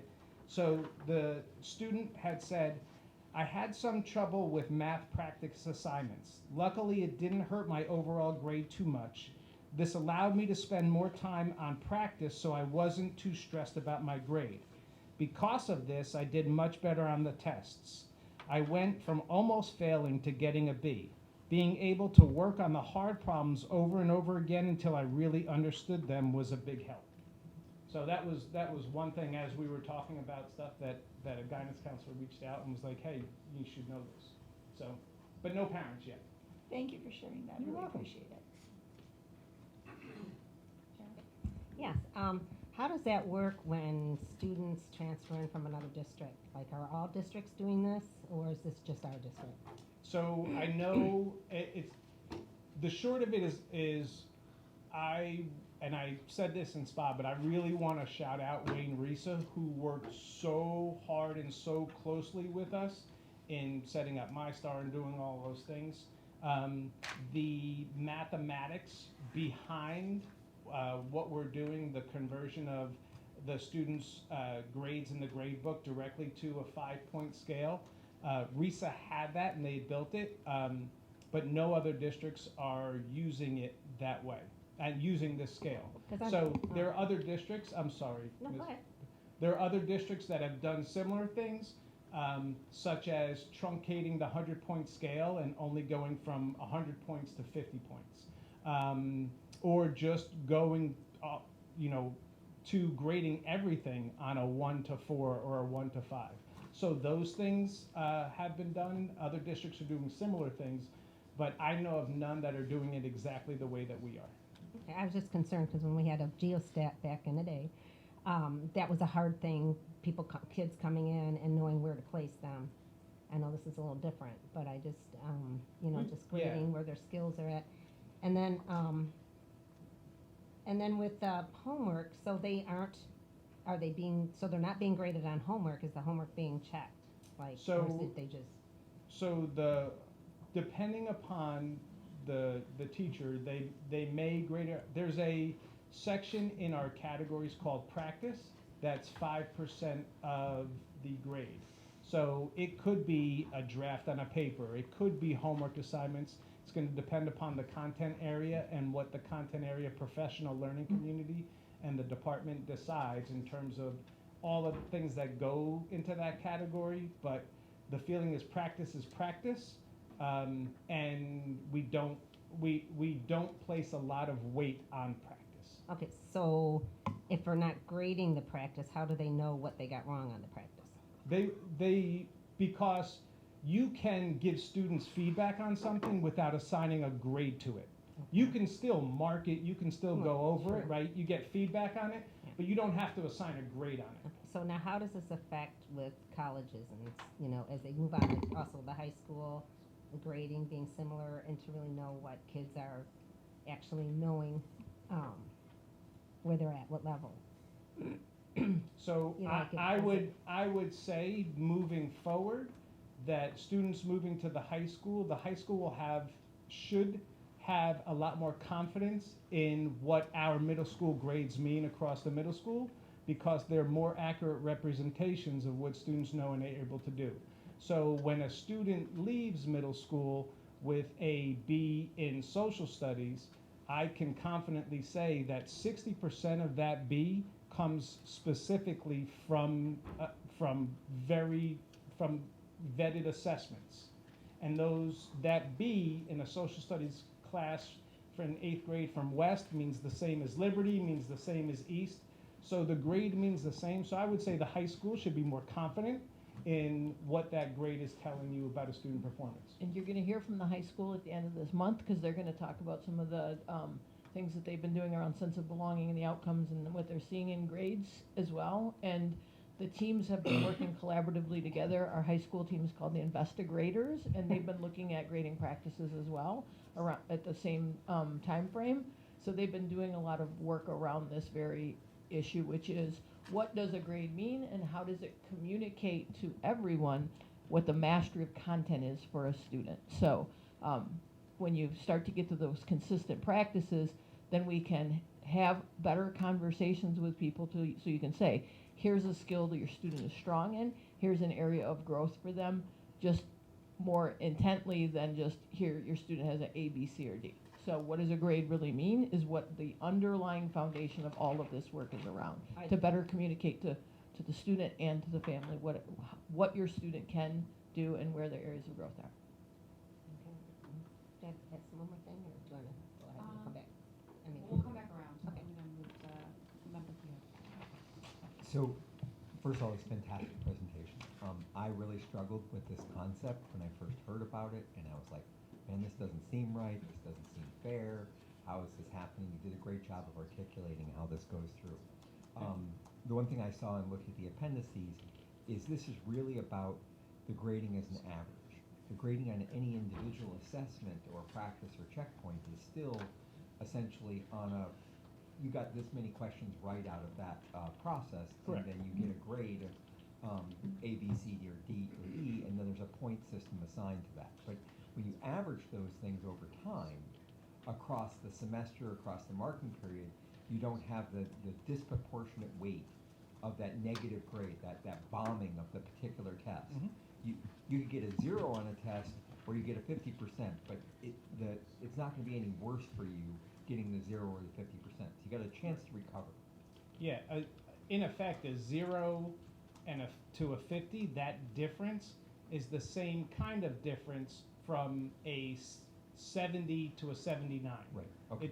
Mathematically, it's the same thing. It really refers to like a base 10. And it's really about mastery. Yes. I mean, that's the whole premise is how you're gauging the students is whether they've mastered the material or not. So this has just been super, super informative for me. Thank you for doing this. I really look forward to the conversations that we have at the high school. As some of the other questions that came up here, I would love to see this kind of thing be applied in some way, shape, or form at the high school level, because I think it really speaks to both the work that students do and how they're closing those and making sure that they're achieving grades that are fair, but also helping for us to close some of the achievement gaps. Because what I think we may have happened, and I don't know if we've got the actual data to back this up, is we see perhaps some of the subgroups might have had a particular bad test, and that really had a disproportionate effect on their passing rate overall. Whereas now they have a chance to make up and recover from that. At least that's what I'm seeing implied from the data that you're showing. That could be something that's inferred, yes. Thank you very much. You're welcome, thank you. Thank you, Patrick. Judy? All the comments that I was going to make have already been made and discussed. Just to reiterate the practice, I know that many parents were concerned about, how are kids going to grade the do the homework if they're not being graded on it. And I talked to a couple of teachers about that had implemented this, and kind of uniformly the response was it takes a few weeks, maybe a semester, for kids to really get that, oh, if I do the practice, I'm going to do better on my test, right? Whether or not it's being graded, because it is about mastery. So I think that's the only point that I wanted to make that hasn't already been made otherwise. Thank you. Jonathan? Thank you for this presentation. I just had a couple questions. I've heard from some of our teachers that with the 5-point grading scale, that it's, like you said, harder for some of our students to achieve the A, but it's easier for students who are less engaged to end up with a C or a D rather than a fail. Is that something that is reflected in the data or that you've heard in feedback? So if that's the case, are we truly closing the gaps, or are we just raising the floor? Yeah, so it's this is not going to be, it's not as big as I want it, but it's a great question, Trustee Boss, that you're asking.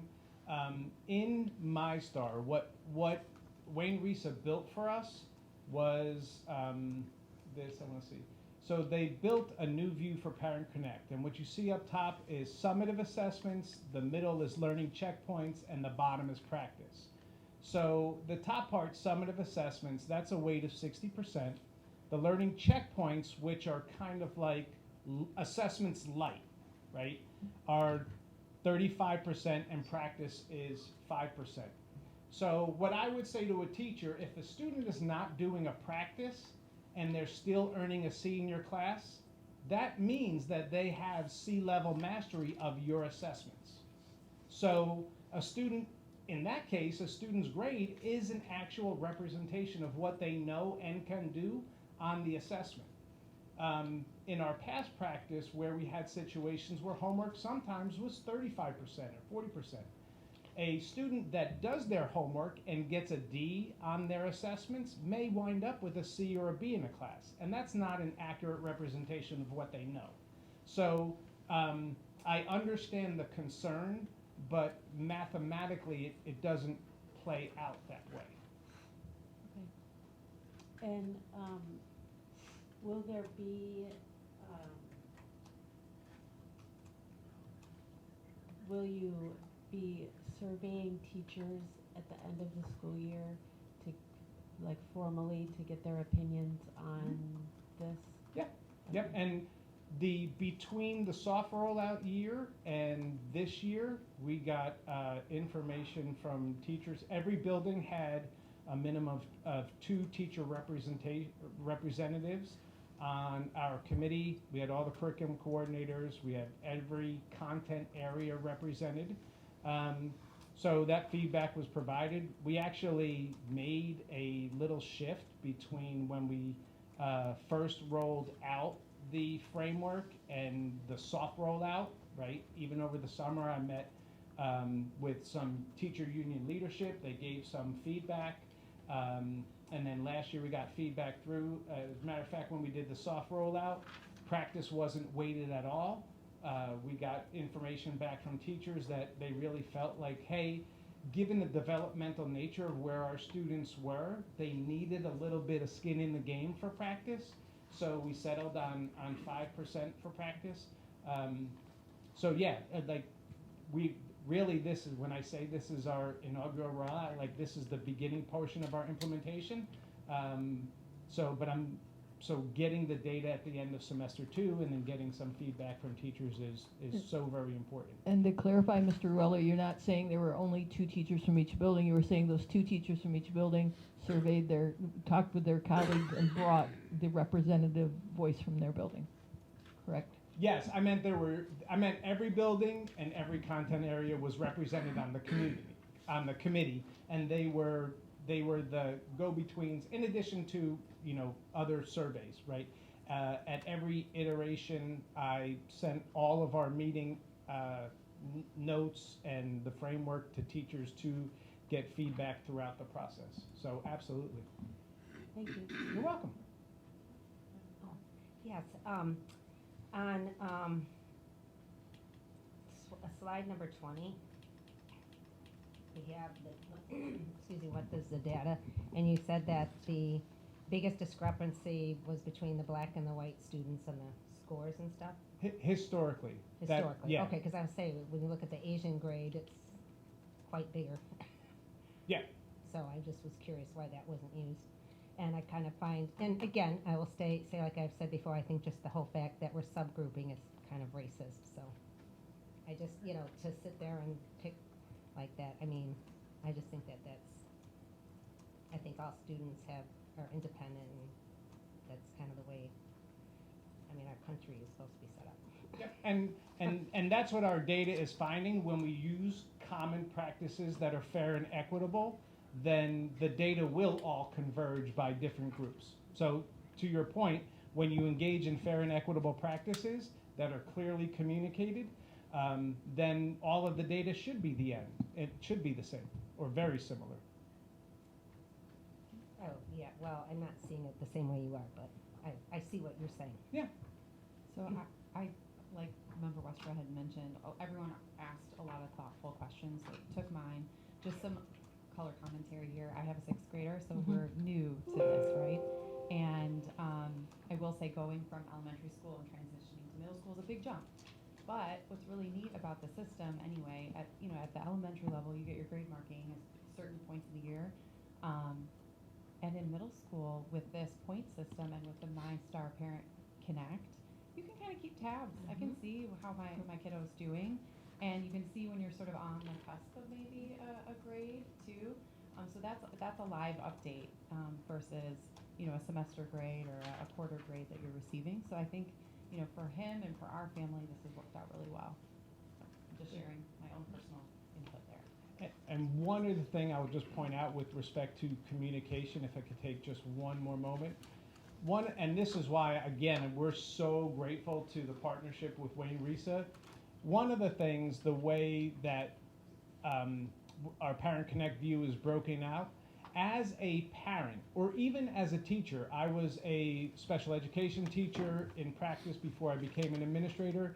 If this was a student on my caseload, I could see relatively where a student is doing well or not doing well. So for example, if a student does all of the practice, right, and is doing really well in the practice, but their summative assessments are not great and their learning checkpoints are really good, what that tells me is there's some disconnect for that student during their assessment, okay? Maybe they don't really know the information as deeply as we believe it, or maybe if it's a student who may need some sort of accommodation during a testing session because of their disability. And again, I have my special education hat on. So the type of information this gives us in terms of the categories, we know a lot more about student performance than we knew before. Thank you very much. Thank you all. Appreciate you. Can I quickly bring up two last things? Please. Also, I just kind of wanted to bring my perspective. So obviously, I've been through middle school. It used to be, and not with this standard, from what I believe, that like if you brought in markers or school supplies, or did like extra things around the classroom, you get extra credit. Which specifically like bringing things in that from like markers and stuff would disproportionately impact those that are economically disadvantaged. So like people that are economically disadvantaged don't really have access to doing that type of extra credit, which would then kind of weight it unfairly towards them. And this seems to be getting rid of that too, which is great. 100%, Josh. And then the other thing. Can I have you sit on the committee with us, please? I really love to. So. And then lastly, I love the new MyStar view. I'd say I wish that like the high school could implement some version of this because it shows you exactly how things are weighted. For me, like looking through, and you can speak to this too, like looking through your MyStar, all your tests and everything is jumbled up together. It's really hard to calculate your grade and what you need or like what a test score is going to do. Whereas like if I was looking at this, I could pretty much figure it out pretty intuitively. So I would love to see something sort of like this come to the high school. Well, and the feedback that you're sharing is great because actually this Parent Connect view came from a lot of parent feedback where they just didn't understand what they were seeing. So they talked about, you know, this evolved from parent feedback that we received. Well, that teachers received and then shared with us. So thank you. Overall, great work. Thank you so much. Thank you. Thank you. Okay. All right, on to the next item. Consider approval of a resolution for new course materials, piano studies. This is a first reading. Yep, and this one's pretty short and straightforward. So earlier this year, shifting from last year to this year, I'm going to take you back in time. You may remember that we kind of expanded our piano studies course to make it more inclusive of multiple levels and differentiation within the piano course itself. So we're 3/4 of the way through the year, and a lesson that has been learned is that we need to expand a bit some of the resources that we use for this course. So the kind of anchor material that we used is Alfred's Basic Adult Piano Course Lesson Book 1. We're finding that we need to purchase some additional materials for advanced students, some more advanced skills. So we're bringing forward 40 copies of Alfred's Basic Piano Course Lesson Book 2, and then the same number of copies for Lesson Book 3. Each of the books cost $12.74 a piece for a total cost of just under $1,100. So this is just a first read. Wanted to open up for questions you might have about this one. To our student co-chairs, Josh, Saeed. No questions, but I can tell this is needed, so thank you. No questions, thank you. Member Ahmed? No questions, thank you. Member Carr? I don't have any questions, thanks. No questions. Thanks for bringing this forward. Member Westrock? Just want to make the comment that it's fantastic that our students are needing more advanced materials. Member No Vance? questions, thank you. Short and sweet. Thank Yep. you very much. The next one we're bringing forward just because it is sitting in a unique space within our kind of budget, and we're looking at some materials to support our teachers as they're implementing our new middle school math curriculum. So last year we brought forward Amplified Desmos, and we implemented Amplified Desmos in our middle school math curriculum. one of the things that we found is there's a lot of interactivity with our teachers, with our students. So what we're looking at is getting an additional device for our teachers, and I'm going to pass this around, a little, little something to play with. But we're looking at 54 Lenovo Chromebook Duet 2s. So you'll notice that they flip their, a device that can also be used as a tablet.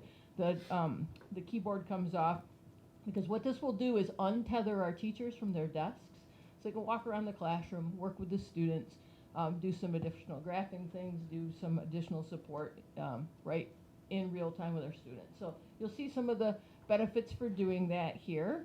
And then the overall purchase of this is, and the reason 54, so one of the questions might be why 54, and we talked about this at SPA, which is all of our middle school math teachers, but also the teachers that support the program. All of our co-teachers in special education, also our co-teachers who push in and do co-teaching in our EL services. So total cost of the packages for all of our teachers with all of what you see there is $22,086.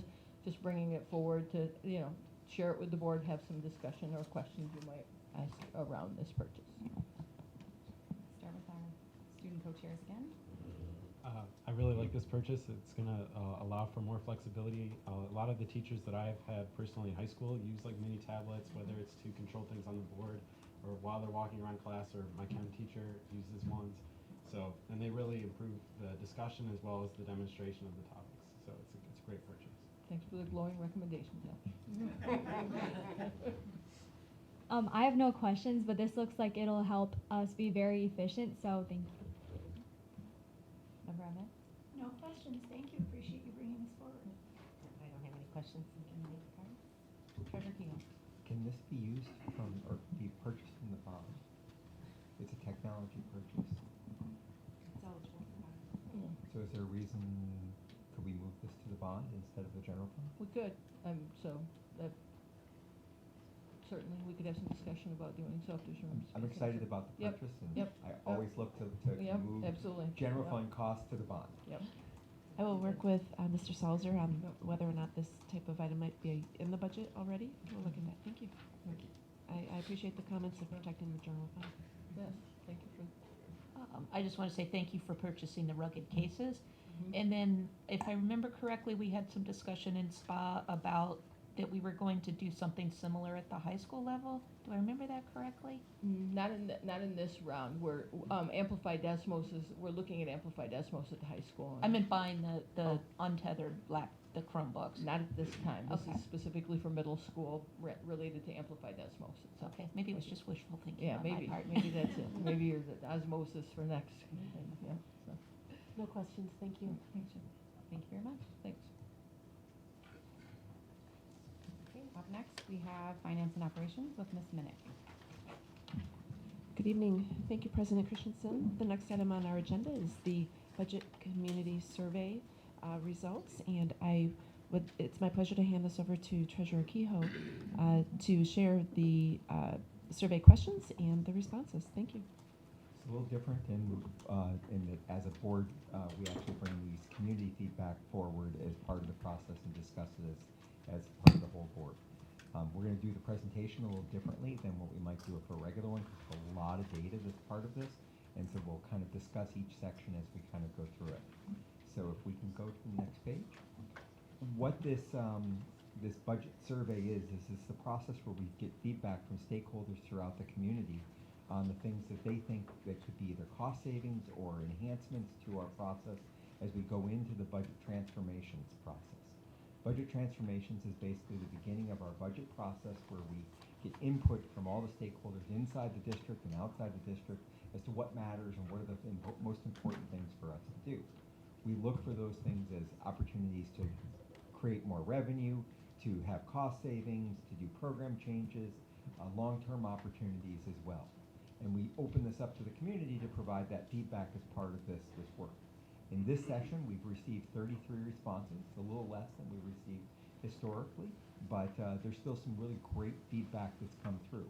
Some people have submitted multiple responses. We had one respondent with more than 7 responses that came in this process, so we welcome people to provide those additional feedbacks. Sometimes people give us one response with 13 things that are broken down as part of that. What you'll see as we've gone through this work is we break down those responses into some broad categories. The categories are listed here on the screen, and those categories are the things that we'll kind of discuss as we go through this. So if we go to the next page, what you'll see is the first set of categories, and we'll do each page one page at a time. The numbers that you see after each of these items is not the number of people that had responded to that, but it's instead the specific response number.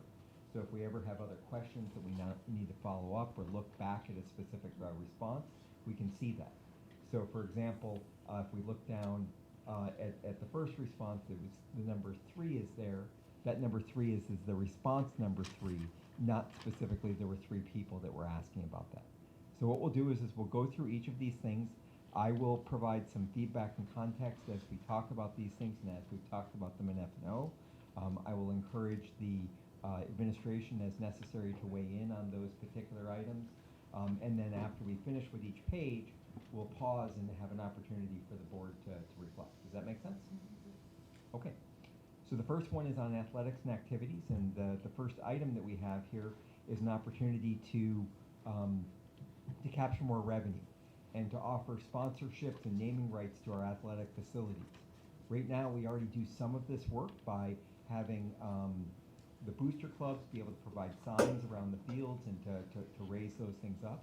We do have a policy that allows us to offer naming rights to facilities in the work. The policy encourages a cost share of 51%, but it can be at board discretion, because we don't think that somebody's likely to spend $4 million to name the Innovation Hub, but we certainly welcome that in the conversation. So it was really actually a really good idea, and we had a pretty extensive discussion about this. So I think it's an area that we may want to explore further, and especially reach out to the community and the other groups. We want to do this in such a way that we were able to equitably distribute the money. That's the one thing that would be a concern. We wouldn't want to have, just the softball team getting all the money for that process, or especially when we have multi-purpose fields like our stadiums that we do. So there's a lot of conversations that can be had from this front. The next suggestion was to eliminate the chief's name change. There's 2 people that had had that suggestion as part of the process. As we know, the chief's name it was changed already, and our students have selected a new name, and that's moved forward. For athletics and facilities, a lot of times we get suggestions like this that are really not related to the budget. They're great suggestions, and we use this as feedback and input, but we really segregate the operational things that are part of the budget process and the capital improvement things like this for a field house and a community center. So those things like field house and community center would be part of our bond programs or capital expenditures. So although it's a great suggestion and something that we might consider as we go through our future bond work, it's not necessarily something that we would do in this process. We will consider that as we have those future bond conversations. So the next one is around pickleball courts for the new PCCS club team. I think that there's definitely an opportunity for us to have conversations around pickleball courts, especially as it relates to the new tennis courts that we're redoing. But that's oftentimes a very contentious conversation between the tennis people and the pickleball people. So I'm not going to wade into that specifically, but it's certainly a worthwhile conversation. For communications and marketing, there's an opportunity to have big fundraisers and work with local businesses to raise money for the general fund. We've never really explored this kind of work as a district. We do some fundraising through our affiliate, the Plymouth Canton Educational Foundation. That is a 501c3 organization that supports the district in activities that are not done and does provide opportunities to do those fundraisers, but it might be something that we should consider, or maybe perhaps coordination with that group. The next one here is around diversity, equity, and inclusion, employing teachers who are diverse and respectful. And then we had 3 people that wanted us to eliminate our DEI programs initiatives and remove our DEI positions. So we see a little bit of back and forth in that specific process. And then the last one is building and developing a new food court like colleges do with options like Subway, Qdoba, Nihi's, etc. And we always see these fantastic suggestions that come from students in these kinds of things to help us to think outside the box. If as a capital project, to do something like building a food court, that would be something for the bond. But we had a really great discussion in F&O that this might be something that we could partner with local businesses, have potentially a chance to have a Nihi's or Cordova Day in the process, and things that we might explore as part of that. Of course, everything has to meet the nutritional standards that we have. So I'll pause here and open it up. President Christensen, for how you want to manage the questions. Great, thank you. I will start in the same order that we've been using this evening, so with our student co-chairs. Any comments or questions? I saw the food and nutrition services idea, and I really liked it. And it also brought me to April Fools, which is kind of recent. One of my teachers, my Photoshop teacher, made a fake web design thing and pranked us all, saying that like there's the Plymouth. There used to be like snack shops, and that those now are going to be filled with like storefronts like those. And the entire class is so happy, and then it was just April Fools. But I feel like that could also be another path, as we have those unused like snack shops. I think there's one at all three high schools in the cafeteria area that used to sell things, and I think after, like during COVID, that kind of stopped and hasn't returned, so that's another option. And I think that's all I had. I was also looking at the food and nutrition services one. I was thinking that this would actually be a good opportunity to partner with ethnic restaurants and maybe bring a more inclusive variety of options for people to consume, which we worked on in SVA. But I also think that partnering with like minorities and smaller restaurants would help not only the local businesses but also give the students more like a plethora of options to choose from. So Thank you. Member Ahmed? I don't have any questions, but I'm just struck by what I think is unfortunate polarization. So particularly under the diversity, equity, and inclusion part of it, where we have someone saying that they want us to employ teachers who are diverse and respectful, and then we have people who want to eliminate the program altogether. So just a point of reflection, I think, for me and hopefully for the board as a whole. Well, I just had concerns because of the executive order with the DEI program. I think there's certain aspects to that that maybe need to be looked at, but I kind of think if we kind of look at each of us as who they are, not so much divide us into groups, I think that's a little bit better way to look at our country. I just have one comment, all good feedback. I really like this idea of creative sources for revenue.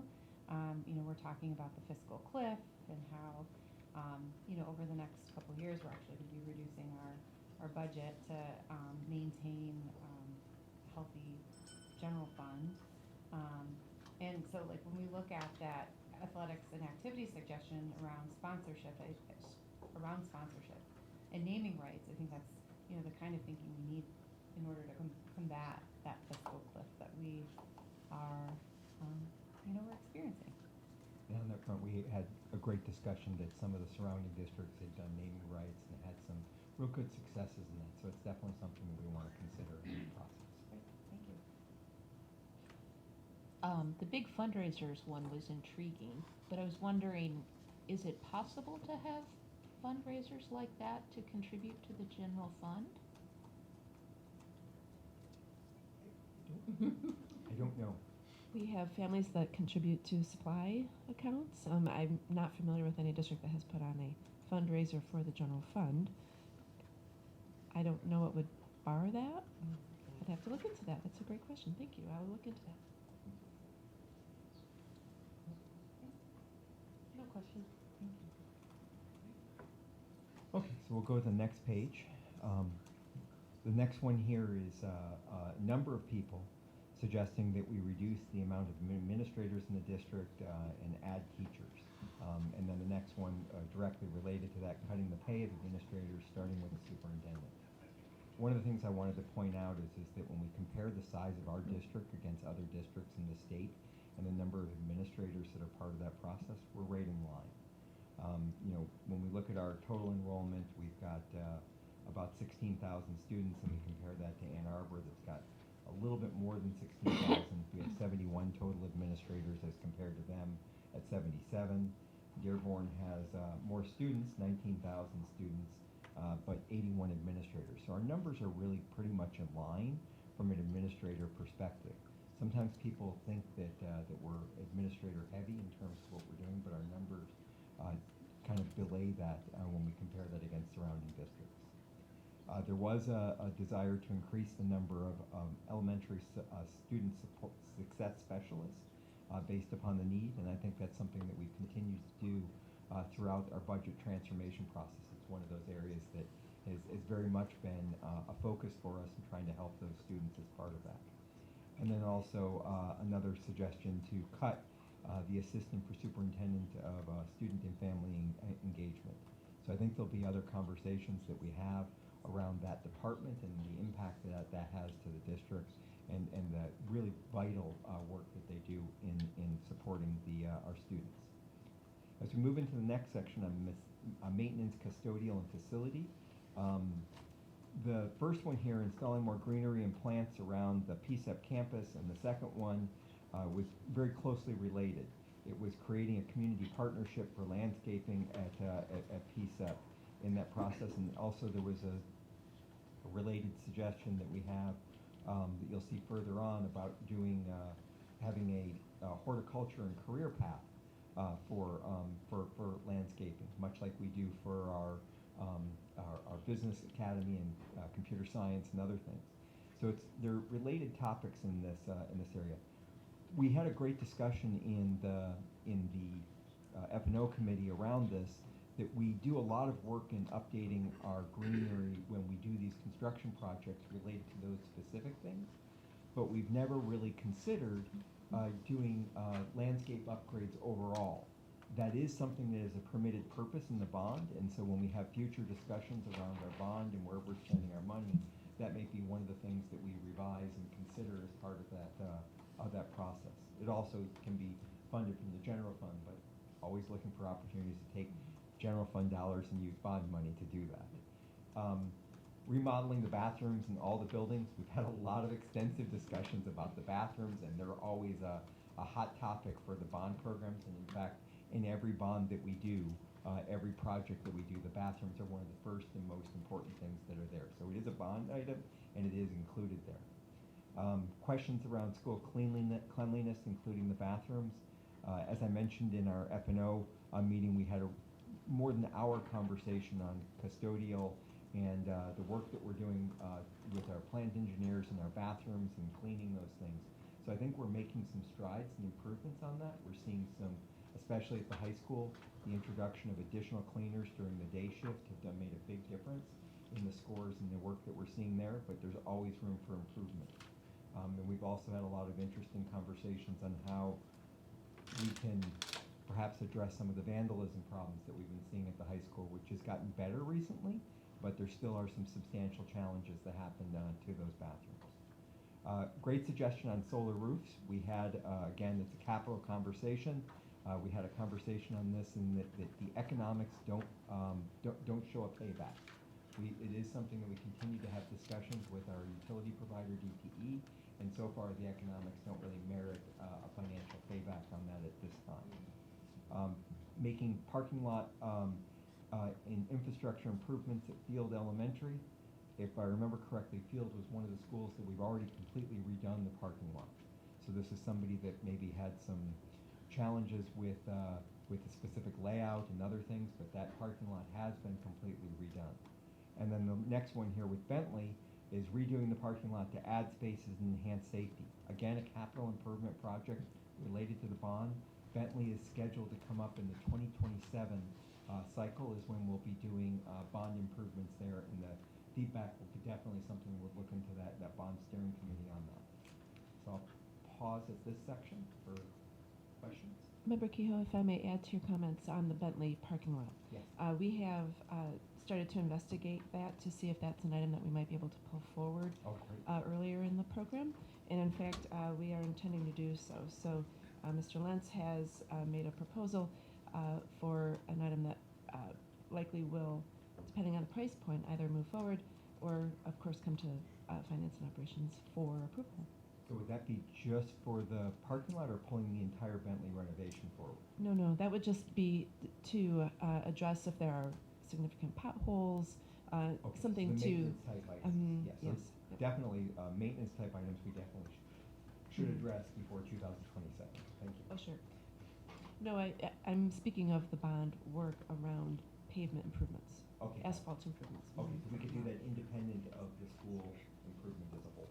Yes, what with the consideration though is to consider what is the scope of the Bentley remodeling to be sure that we wouldn't be tearing up a new parking lot with that construction shortly thereafter. But Thank we're exploring that so that we can move it forward if at all possible. Thank you. Start with Josh and Saeed. Any comments or questions? I have no comments or questions on this. I don't either, thank you. I just had one comment that I really appreciate the solar roof comment or suggestion, and I hope that our district can move towards more sustainable practices in general. Just a comment. I don't have any more questions. And my comment around just, again, creative ways to generate revenue. I love the idea of community partnerships for landscaping. I think that was very clever. I also like the community partnerships for landscaping and installing more greenery. I think it's a nice way to go forward, plus the idea of a horticultural career track. I also love the idea for more greenery, and I would encourage us to consider how this building looks on the outside. And I know a lot of times the people who work in this building spend money and time to plant flowers and do, stuff that they shouldn't have to do on their own to make it look nice. And I think that the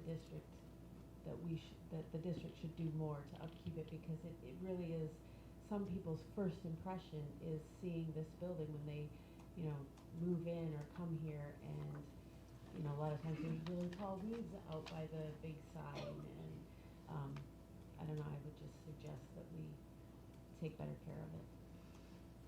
Thank you. Okay, so if we move on to the next section.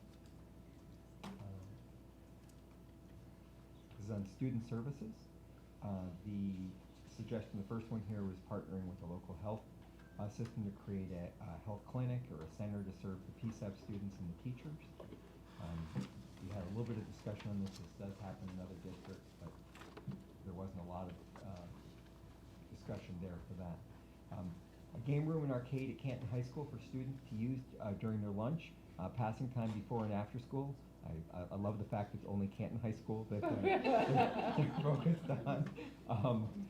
The game room is, certainly an interesting idea, but we sometimes struggle to have students make it to class on time with our passing time, especially between buildings. So it's unlikely that would be something that would occur. We can put it at the field house. Yeah, the field house, exactly. Hall monitors at the middle and high schools. Ms. Merritt, do you want to speak a little bit to what we do for that speak? Yeah, in terms of our internal staff right now, security team, I think we have about 17 security team members that assist with hallway monitoring. Our assistant principals, our deans at the high school level. At the middle school level, we have assistant principals and middle school deans as well. We have teachers that also help out during planning period. And so just that idea of hall monitoring is something that we're able to achieve within different titles. I think some districts may call them hall monitoring. We just have different positions that do their work for us. Next one here is ensuring that we use a statewide purchasing program to reduce the cost of technology, paper, and furniture. And I believe that we're already doing this through all of our purchasing. Ms. Minnick, did you have some? Yes, we widely take advantage of those cooperatives that are offered across the state, both those that the state of Michigan operate, as well as other local districts and other municipalities as well. The next one was on making it easier for low-income students to have fees waived for sports and field trips. And this was a really robust discussion that we had. It was really helpful to have some new new community representatives on the F&O committee. It's an area that we have identified that we don't maybe have the same consistency that explore on how we can make this process simpler and easier and more consistent. It's not that it doesn't happen, it's that how can we apply this uniformly in those programs, and that's one of those things that we'd like to consider to take up as part of our work. The next one here is in teaching and learning. Teaching and learning is broken into two sections. The first one is around curriculum. The first one is on stopping the testing for all third grade students for TAG, and then instead have testing based upon parent and teacher recommendations. Ms. Rail, do you want to? Sure. One of the reasons we do this is to cast a wider net to ensure that all students have the ability and the opportunity to test, to do the screener test, and then and move forward into the more to do that. We'd use the NWA as a screener and the COGAT as the identifier for TAG, because previously, before we cast the wider net, students would sometimes not see themselves, or families may not see themselves as a talented and gifted student, but by doing the wider screener, we're getting better representation across all groups. Thank you. The next one is around more community-based instruction, such as field trips, book vending machines, and more creative classes based upon real-life needs. That sounds like a fantastic suggestion overall, and I think it's going to be certainly budget-related in the process. This next one is around social and emotional learning instruction and social emotional learning training, an advocacy for that. And then the conversation that we had around the horticulture and landscaping career path. Very creative suggestion, and perhaps our next academy that we might consider. Saeed, do you have any comments or questions? No questions, thank you. Member Emmett? I don't have any questions. I just really appreciate the creativity in some of these recommendations. And I appreciate Ms. Rill explaining why the tag testing is for all third graders. I remember serving on a committee as a parent, community member, and that was one of the recommendations to try and eliminate some of the pretty severe gaps that we saw in representation in that program. So I appreciate that we actually cast a wide net. Just with the update on the health clinic thing, you had told us that we did not get the grant. There was a grant out, and that we did not get a grant. We had applied for a grant a few years back, and that was across Wayne County, and so we were not recipients of that grant. So we continue to look to say, how can we serve as more of a resource to help our families connect to healthcare facilities, mental health facilities around the community, but that's not something within our own school district at this time. Right, and I think Northville was turned down also because there's so many resources in the city. You know, the hospital. Oh, I'm sorry, my battery's dying. So, but yeah, I think, you know, I know that other communities have it, but but because we have so many resources, and that was one of the other things. So, thank you. I have no questions or comments. Member Westra? I just really appreciate the making it easier for the low-income students to have their fees waived. I think having that consistency would be a good thing. Member Voss? No questions. Thank you. So the last topic that we have is on teaching and learning instruction, and it is the longest one. We had lots of great suggestions that came up here. The first one is a 4-day school week. And, you know, many of us would like a 4-day school or work week and all these things. I think the biggest struggle that we have for this is the state law requires us to have 180 days and 1,098 hours. And that is the biggest barrier for us implementing something like a 4-day school week. Unless we want to go year-round. Unless we want to go year-round. And that is certainly one of the things that could be done is you could go year-round, you get your hours and everything else, but that might have some challenges. And we as a district have tried that back when I was a kid, having year-round school and having rotating cycles based upon the overcrowding that we had at the school. So a very challenging time, very frustrating process for families back at that moment. But certainly something that we could consider. This next one is around AVID, Advanced Via Individual Determination Program at the middle and high schools. And I don't know what this is, Yeah, so. so AVID is a college and career readiness program that is, it actually is elementary, middle, and high school. And it is something we've looked at in the past, but based on efficacy data and cost, it wasn't something we have implemented previously. And Ms. Rell, maybe you can also weigh on the next one here of reinstating the reading recovery program as literacy coaches have been ineffective. I think this is talking about our intervention program, not necessarily a reading recovery program, but take you back in time about 4 years, 3 to 4 years ago. We looked at the $3.2 million that we were paying for intervention at the elementary level, determined based on data that the program was not as effective as what we were looking for. So we shifted. We also saw that we had a gap in Tier 1 instruction. So that's when we made the shift to shifting those fundings to literacy coaches to support Tier 1 instruction, as well as keeping a level of intervention as well for Tier 2 and Tier 3 instruction. So.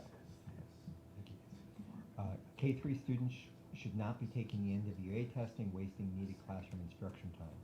As we've seen in a lot of the presentations come to the board, is these NWA results and the details are very valuable to our teachers and throughout the district and how they can assess those students and find opportunities at the individual student level to adjust the programs and the teaching for those students. So I think that we miss a big opportunity in not having that testing. Next one is on teaching U.S. history by studying a book, I Am Nobody's Slave by Lee Hawkins. So it's a specific curriculum recommendation or specific instruction recommendation there. I can't weigh in on that one way or another, but I will leave it to the rest of the board in that process. Set up math and ELA support after school at no cost to families. This one is related to the additional help for reading and math for older elementary students, and offering extra tutoring, and also making the middle and high school electives optional, and providing additional support for people. So they're all three related to providing additional supports for students that are happening. So I don't know if there's, I know Ms. Rail, we've done a lot of work on this front. Yep, and I think this is where we're feeling a little bit of the impact of the elimination of the COVID funds. So a lot of the after-school support and things that we offered during coming off the pandemic, we were able to fund under ESSER 11T funds. So tutoring, some during school and after school supports, and then also some during the day supports that just based on the fact that $10 million was no longer there after those 2 years. I think this is where you're feeling a little bit of the impact of that. Families are sharing some of the impact of that. This might be one of those things that we take into consideration through the budget processes as to whether we're serving our students in the most effective way. So. All right, Saeed, do you have any questions or comments? I have no questions, thank you. Member Ahmed? No questions, thank you. Member Picard? Questions? Member Westrock? No questions. Member Boss? No, thank you. Thank you. I want to thank the community for their suggestions and their feedback. We really value this, and we've had extensive discussions in F&O on all of these ideas, and the administration has also reviewed all these things as part of their budget process as they're bringing things forward. Some great suggestions that came through in this formal activity, but we also welcome people to continue to provide us that feedback informally as well. So again, thanks to everybody for participating. Thank you for your presentation, Treasurer Kehoe.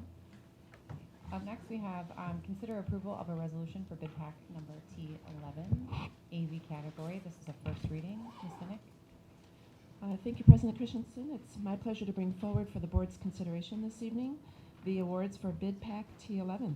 This is for projectors and audiovisual equipment as part of the bond program improvements at Farrand Elementary and Salem High School at a cost of approximately $1.3 million to be funded by the 2023 bond proceeds.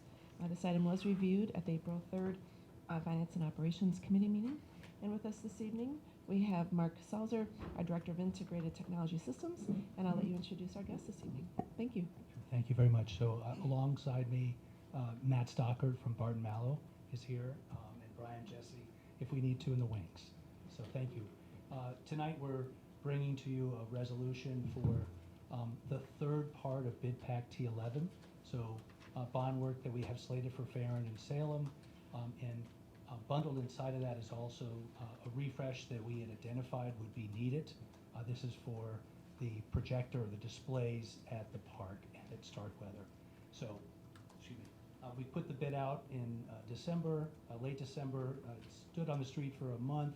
We received 4 bids from vendors that we knew and reviewed them, and we were able to come with recommendations, resolution for the first 2 parts of the T11, and you all were aware of it and approved it in 2 former readings, but we needed more time for this third part, the AV part, because we really wanted to get it right, and it was one where we wanted to ensure that all of the stakeholders had input into the decision.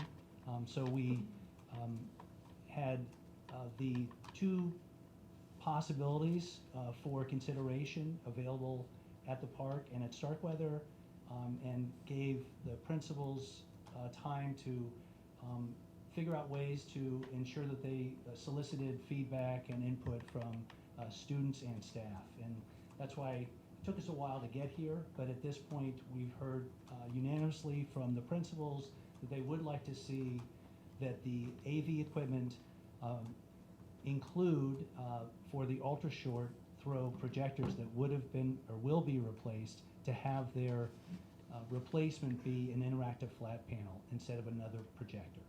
And so we're here tonight just to bring to you this resolution that we're seeking your input and likely approval to see this a phased change up. So Farron and Salem work will take place alongside the bond, but this other part, this AV expansion, the refresh, would take place in either 2 or 3 summers. We've scoped it for 3, but we have assurances that we could expedite and possibly do it within 2 summers with no additional cost. And I don't know, maybe I'll let Matt share anything else that I might have missed.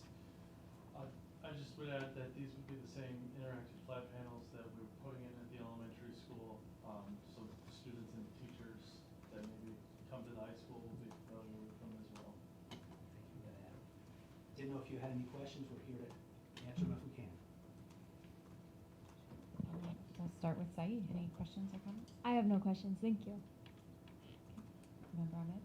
I just have one question. What is the expected lifespan of these, and how arduous do you expect maintenance to be? So there is no. So I'll say that the models that we have, they haven't been around long enough for us to identify how long they will last. We have baked into the resolution a 7-year warranty for them, and we could imagine that, and we would like to think that we might see between 7 and 10 years. So that's what I have.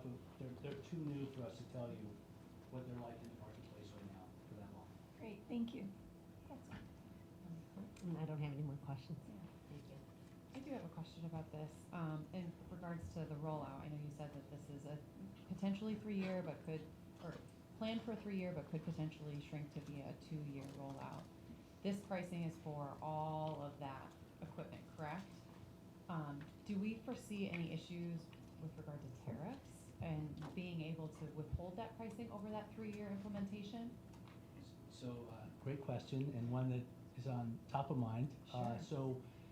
For this first phase, the pricing is guaranteed. We had initially scoped Salem and Starkweather, but we've pivoted because of all the work that's slated for Salem, and we would be doing the work at Ken and Starkweather this summer. We've had back and forth with not just this vendor, but all of them around the potential impact of tariffs or other pricing and what that might do for our contracts. And none of them have said that they would be able to commit year over year for the pricing that they had proposed. What this vendor and others typically have offered is that they would hold to a full pass-through so that we'd only be responsible for any increase that might occur. They would, and maybe you could speak, or Brian, if I could borrow you just for that contract language. So we definitely have been back and forth, but they can't guarantee, understandably, the pricing. They do have sufficient equipment in country for our summer plan without incident. It's past that, so I don't know if you maybe could just. The only thing is, I think they, they've assured us that there wouldn't be any additional markup on any tariffs that we would, that we would see. And so the way that we would kind of, we would have them provide us with bill latings and invoices that show like, that there's a differential in cost between what we're expecting now for this summer's work and anything in the future. So we could, substantiate and verify that they're not, gouging us on top of things for the tariffs. So, we obviously don't wanna, trying to not say like, we don't want to basically put something on them that they wouldn't have been expecting either as far as cost goes, like we're, fighting to not say like screw the contract, right? I don't wanna do that. Have them bear the burden of the tariff, yeah, I understand. So we don't wanna do that either. For sure. But we also wanna protect the district's best interest, of course. So I don't know if that, that's where we're at right now.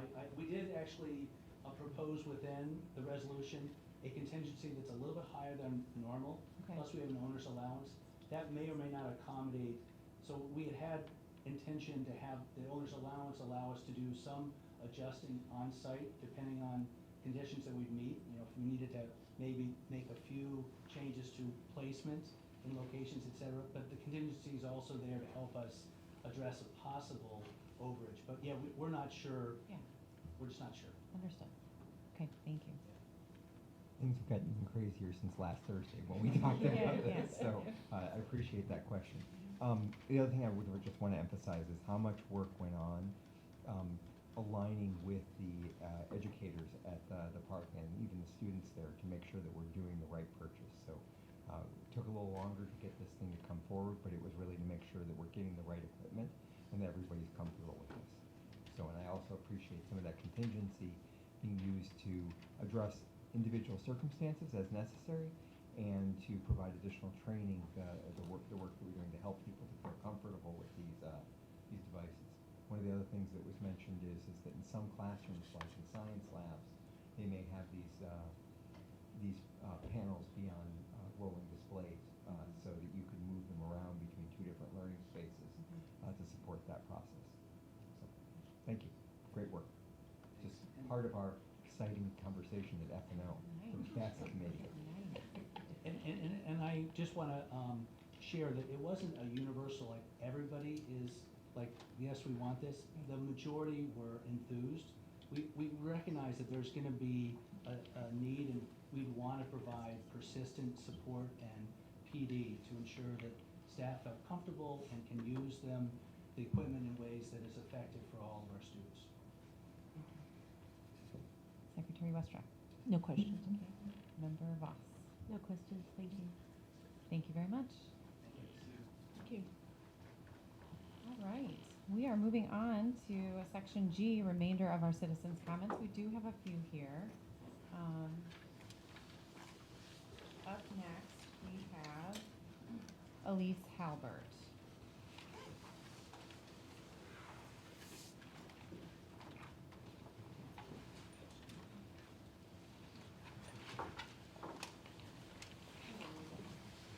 I'm here to talk about the incident at Miller. I'm actually the mother of one of the children that was threatened. I did talk with the school. They basically said that they will do backpack checks before he's allowed in, but I'm concerned about what about when he's at the bus with the two kids that he threatened, and he's not getting any checks, and they know that he's very mentally ill, that he's been kicked out of several other schools for being mentally ill and having problems.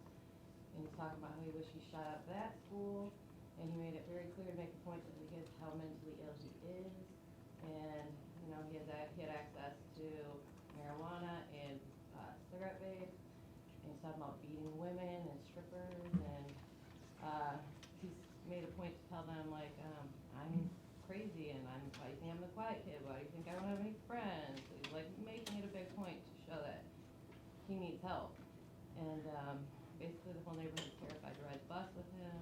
My kid didn't want to go to school. She snuck on someone's phone to call me to get her out of school the first day he was back. And it's just becoming a very big problem. And I also wrote an email because all the parents were showing concern that we were spreading misinformation. There was no actual threat. Well, he did say he was going to shoot up the school. On Wednesday, he made a direct date and said he had access to a gun. Then his mom said, well, he doesn't. Well, he had access to marijuana and all this stuff, and he hangs out with a bad cousin of his, and he's been kicked out of several schools, so we're all very terrified. At least if you can help him get off the bus. But my kid wants to go virtual. I don't understand why he can't. He keeps getting kicked out of school. My main point. So anyone can help with that, it's greatly appreciated. Thank you. Thank you for your comments. Okay, I have Nicole Sharp, or Natalie, sorry, Natalie Sharp.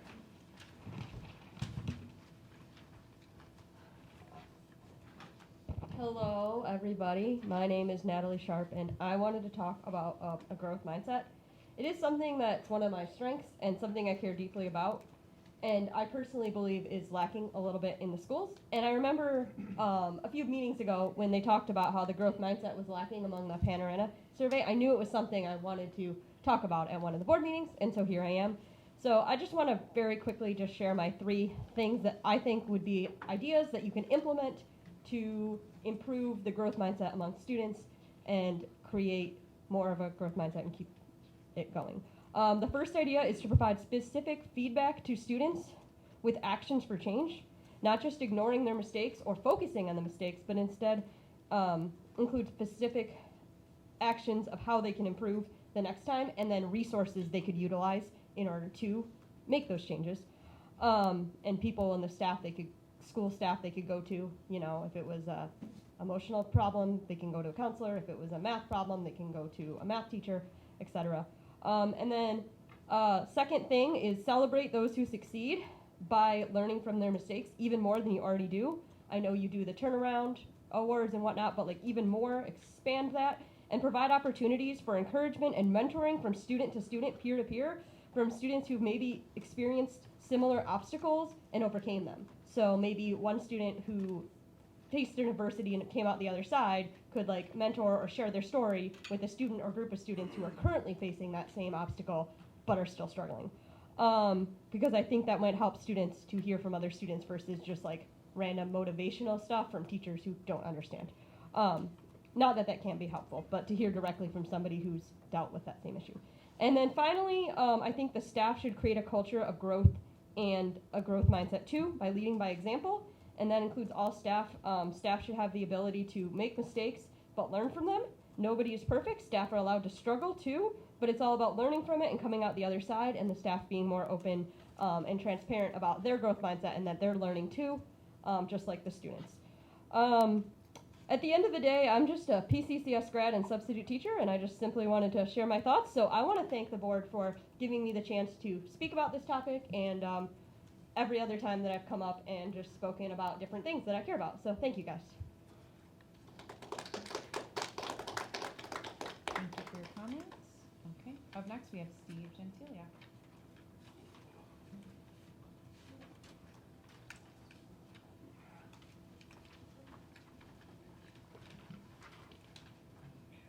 All right, thank you. First of all, I'd like to echo Superintendent Merritt's remarks on 88-1. It's a very not necessarily underappreciated, but under-known product that we have here. Bill and John do a great job. My son excelled there. He's now excelling at Michigan State, earned scholarships, and is on Spartan Media and everything there. So it's a great program. If your kids can get in it because they do a great job. Next, facilities.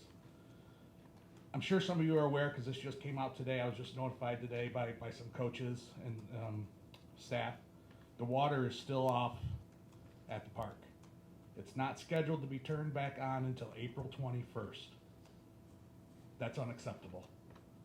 We need to have a better working relationship with Canton Township so that it gets turned on. There's going to be over, just a quick math I did this afternoon, 30 events at the park that need outdoor facilities up until that date. That means no bathrooms, no running water, no concessions for teams to make money to support their programs, 30 opportunities for other communities to visit the park and laugh at us again because we have no facilities and we have porta-johns. It's unacceptable for the amount of money that we pay for sports here to have to continually do this over and over and over. It should be fixed, and we need to get on it. And yes, they told us September or April 21st. There's got to be a better working relationship with this to say, hey, we've got games going on. We need this turned on now. And also, Art's comments earlier on the pay to participate fees. It's got to be looked at because we are out of line with the entire KLA conference. Plus now there's going to be some shifts going on in the KLA with the dismantling of the OAA and teams leaving there and going to other conferences. So we're missing 3 teams right now because Livonia is leaving the KLA. So you're going to be bringing teams in. What are their fees? You need to get in line with the rest of the conference. So that's all I got. And if there's again, I've been asked to be on that, and I've been in contact with Mr. Kehoe, and I get it. There's a process that we're working through with new administrators, but we need to get on the ball and start looking at those fees and get those taken care of. So that's it. Thank you.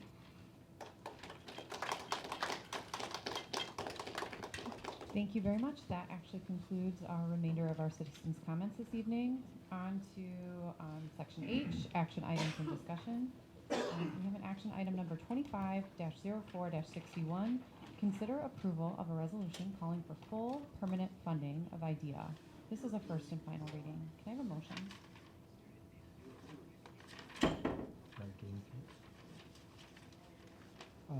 Madam President, I move that we consider approval of a resolution calling for a full and permanent funding of IDEA, first and final reading, action item 250461. Can I have a second? Okay, so it was moved by Treasurer Kehoe and seconded by Member Ahmed. So before us, we have a resolution calling for that funding. I actually wanted to ask each of the board members if we could indulge me in a little bit of popcorn reading, so we can read each line item and then we can open up for discussion. I don't know if everybody has that pulled up. Member Ahmed, are you prepared to start? Yeah, I can start. Yeah. Oh, I don't think Saeed has a copy of that. Thank you for asking. Yes, Saeed, I won't make you popcorn read with us. Yes. Yes. Okay, go ahead, Member Ahmed. A resolution calling for full permanent funding of IDEA. Whereas public education is the cornerstone of our democracy, providing fundamental skills and opportunity to children across the United States, and whereas in the decade following the Great Recession, students across the U.S. nearly $600 billion from the state's disinvestment in the public schools. And whereas prior to the COVID-19 pandemic, both state and federal funding for public schools was already failing to meet the critical needs of students across the country, and whereas since the COVID-19 pandemic, students have needed additional academic, social, emotional, and mental health needs being met through targeted programming and additional personnel, enhanced professional development opportunities, new technology, as well as critical updates to school facilities, and whereas research has consistently shown that increased education funding positively affects academic performance, increases graduation rates, and impacts future earnings, and whereas when Individuals with Disabilities Education Act, IDEA, was passed in 1975, the federal government committed to pay 40% of the average per pupil expenditure for special education to ensure that every child with a disability has access to a high-quality education, and whereas the financial pledge for IDEA has never been met and is currently funded at approximately 10.7%, leaving a gap of billions of dollars needed for students, and whereas Plymouth Canton Community Schools is proud to serve a student population that includes 11.5% of students with disabilities, and whereas when Plymouth Canton Community Schools costs to deliver the important services required under IDEA are not properly funded by the federal government, it requires us to reallocate money from other programs to make up for it, and whereas the federal underfunding of IDEA has negatively impacted the academic opportunities of all students for generations, not just those with disabilities. Now therefore be it resolved by the Plymouth Canton Community School District as follows. Plymouth Canton Community Schools Board of Education calls on Congress to immediately pass the IDEA Full Funding Act S.2217-HR 4519, which would create a 10-year mandatory path to fully fund IDEA, and Plymouth Canton Community Schools Board of Education calls on the state legislature to provide adequate, equitable, and sustainable funding increases to districts to mitigate the harm caused by decades of underfunded schools.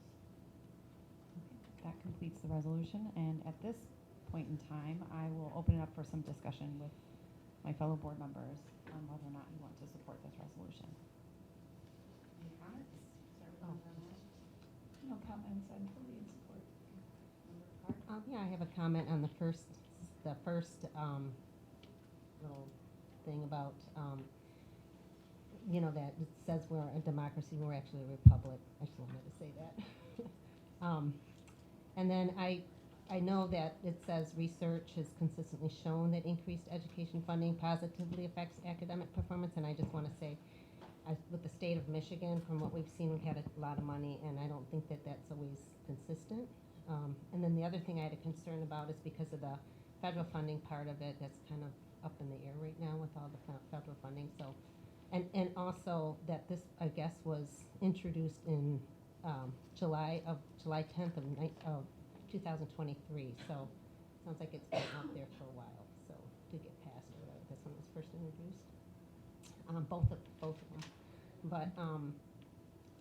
But I really care about, the whole thing on disabilities and that I think is really important. I just am not 100% sure, like to say something's mandatory is always something that we can even depend on. So I think maybe there might be a better way of wording it or a better way of that bill. I'm not sure of all the little aspects of the bill.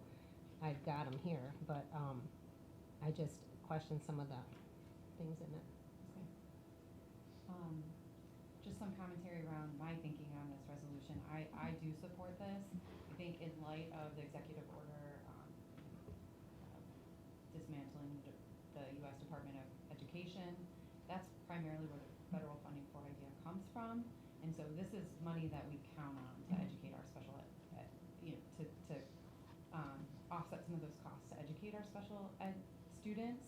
So I do think as a board, I would encourage us all to support this because this is something that we really need for our most vulnerable students. I guess I'll pause there then. I would agree wholeheartedly, and the chronic underfunding of this is actually impacting all of our students. Yeah. That's the thing that's hard for us to recognize. I mean, supporting our special education students is some of the best work that we do in providing those opportunities to help them, but that the cost is substantially more than what we have for other students, and that is hard for us because it's bearing on everybody else. And so we really need to have both the state and federal level support us in that funding. I just echo what Member Christensen and Member Kehoe said, and I fully support this resolution. I have no comment. Saeed, do you have any questions or comments about this resolution? No, I don't. Thank you. Thank you very much. Okay, at this point, because this is a first and final reading, I'm going to call for the vote. Those in favor, please say yes. Yes. Yes. Those opposed, say no. Okay, I'm just abstaining. Okay, motion carries, there's 5 of us, right? 5 with 1 abstention. Okay. All right, moving on to, this is a discussion topic around our Board of Education operating principles. I do want to open this up for discussion. I want to thank the board members for, I'll provide a little context for our community members first. And then I'll step back.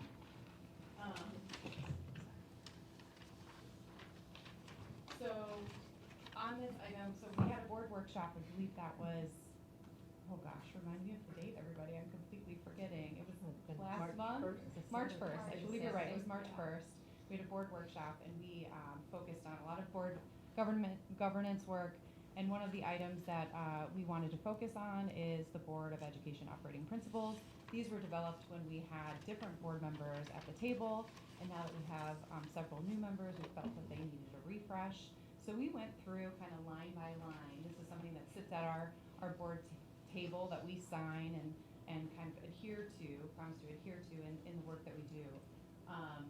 And so we have several line items that we found some agreement on, and we found some other line items that we felt needed to be massaged or tweaked a little bit.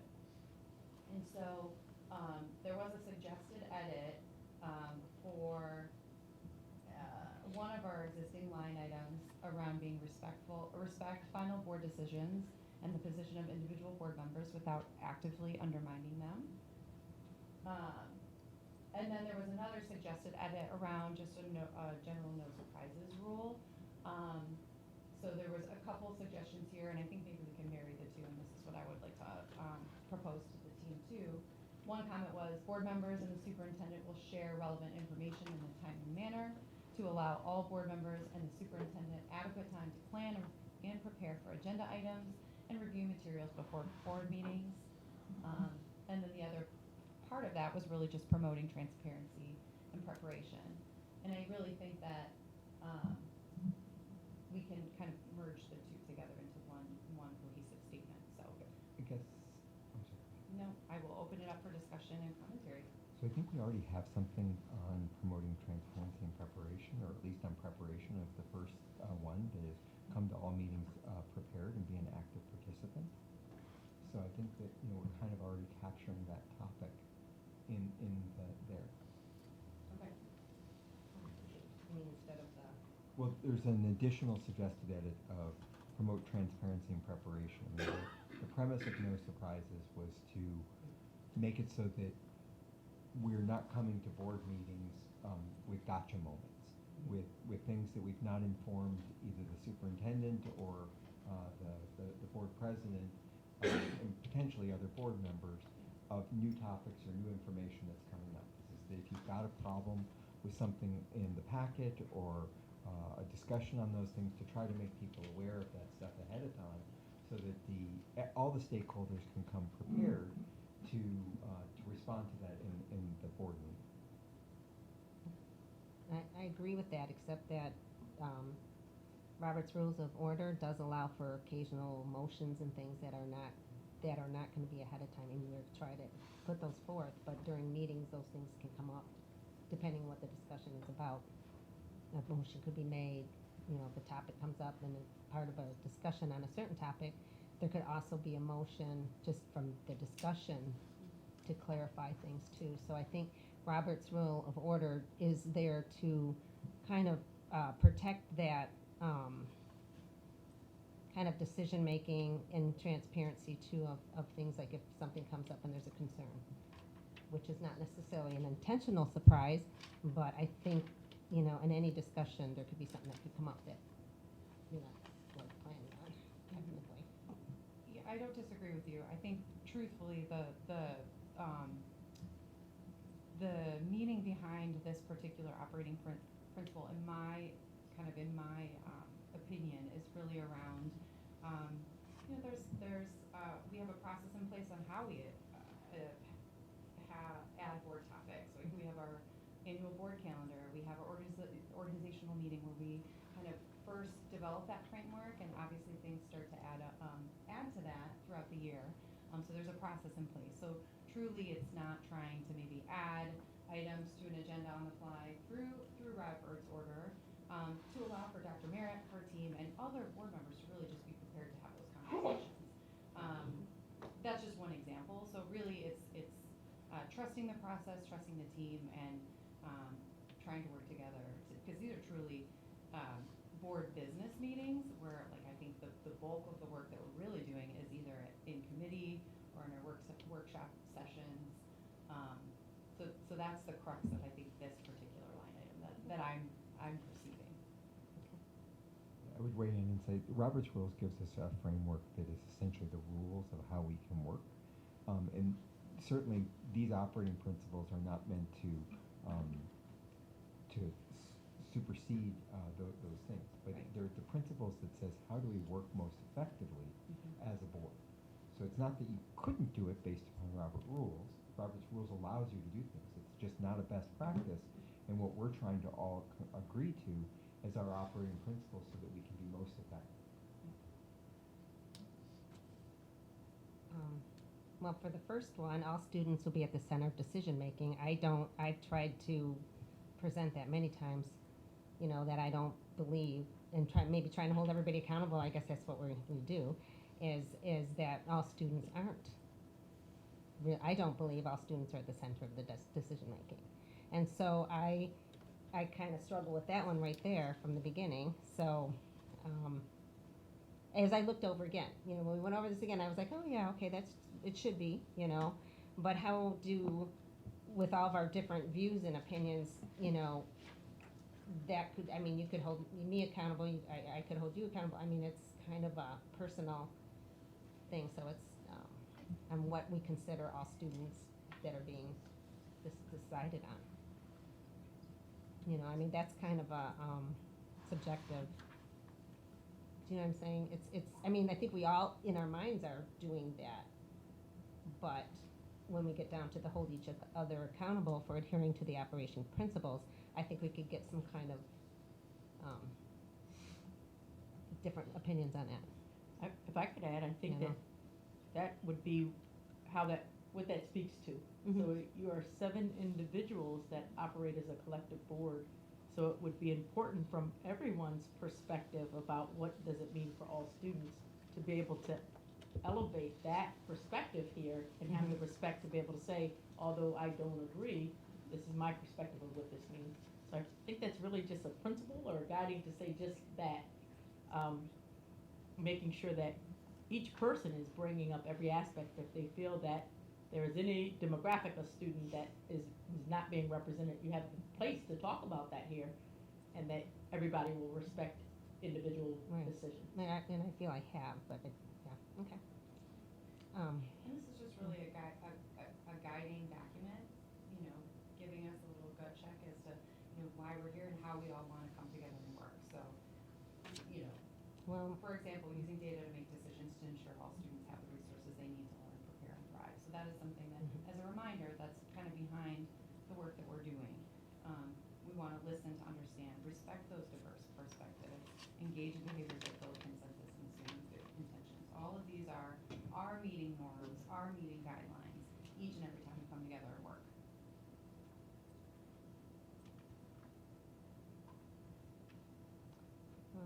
I had a thing with the consensus part. What did I put on that? I mean, when it says engage in behaviors that build consensus, I mean, specifically. Like, I mean, because to build this consensus, sometimes you have to compromise, and sometimes things can't be compromised. So, in certain people's, you know, beliefs or whatever, they can't compromise. So, I kind of always look at that. That's where our vote should come in, and that's where there's going to be times we don't always have a consensus. And I know we've discussed that before, the consensus thing. So it's kind of the way, you know, that's just a whole different system of coming to a conclusion. But I, you know.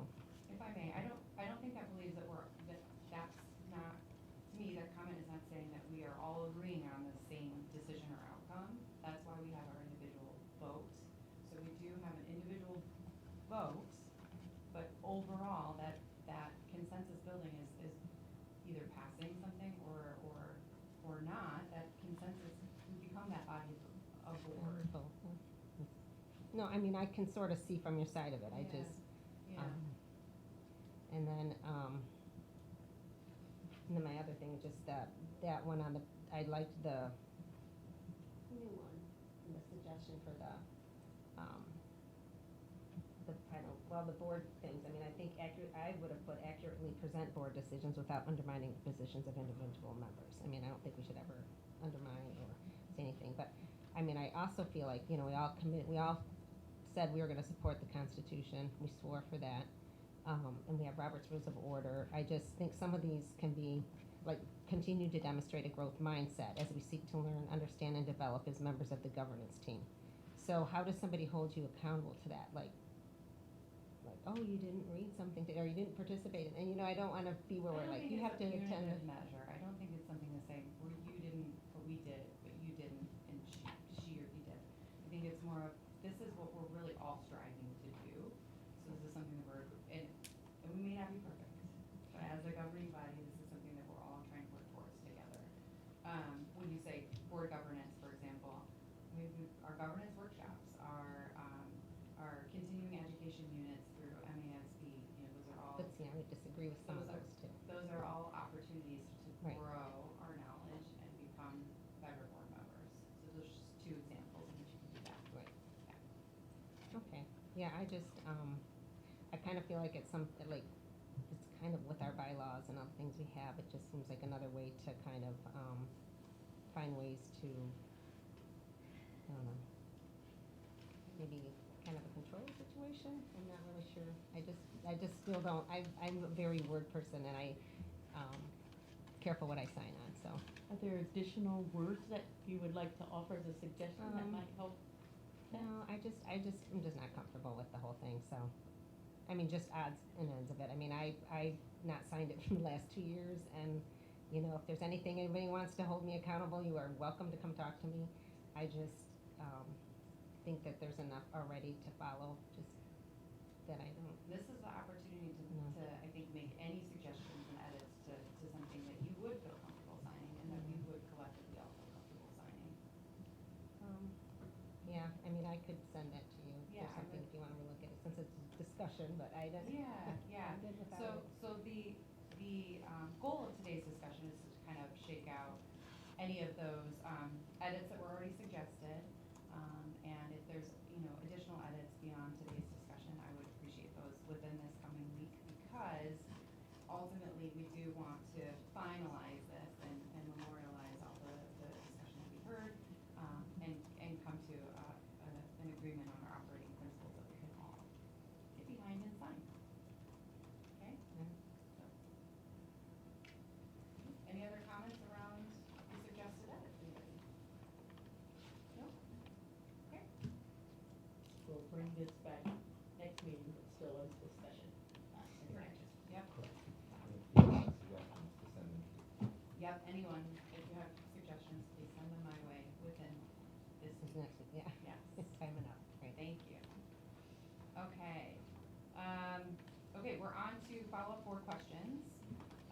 We had one that I need to get right here. Okay, that was, the board requested a commitment in writing of plans to incorporate the upgrade of 2 additional staff restrooms, in need of renovation at Salem High School into the ongoing bond construction project. What's the status of that? I didn't see it, so do. I thought we put that in notes? I can't remember. I'm So sorry. you guys have, look at notes. I believe that we satisfied that. I just didn't see it, so. It was all around the conversation of blow up the designs so that we could see them clearly, right? Wasn't it, So Sam? we got that for the full design, just, but We- there was a discussion that said that during the oral portion of the presentation on Salem, it was, we're also going to include these 2 additional restrooms.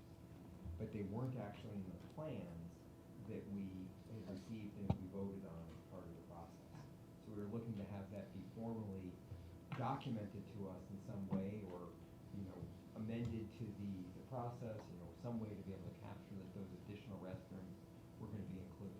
We did this on the March 14th board Board notes. notes? Okay, so maybe I missed it, give So me a it just second. says the scope,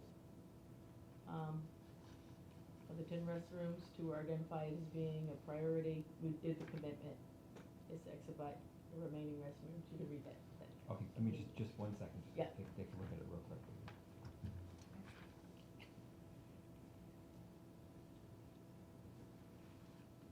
Yep, it's there, thank you. Okay, very well. Thank you. That was And I- satisfied? Thank Thank you. Sorry you. about that. No worries. And then tonight, I did not capture any follow-up board requests or questions. Did anyone else have anything? No? I have one, but it's not directly related, so if it needs to be moved to something else, I'm totally open to that. Okay. But it was just a more general question, that has been percolating for a while, but was also amplified by the citizen from Priority Waste.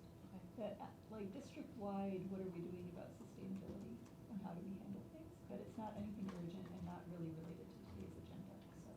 Appreciate that. I'll capture that. Okay.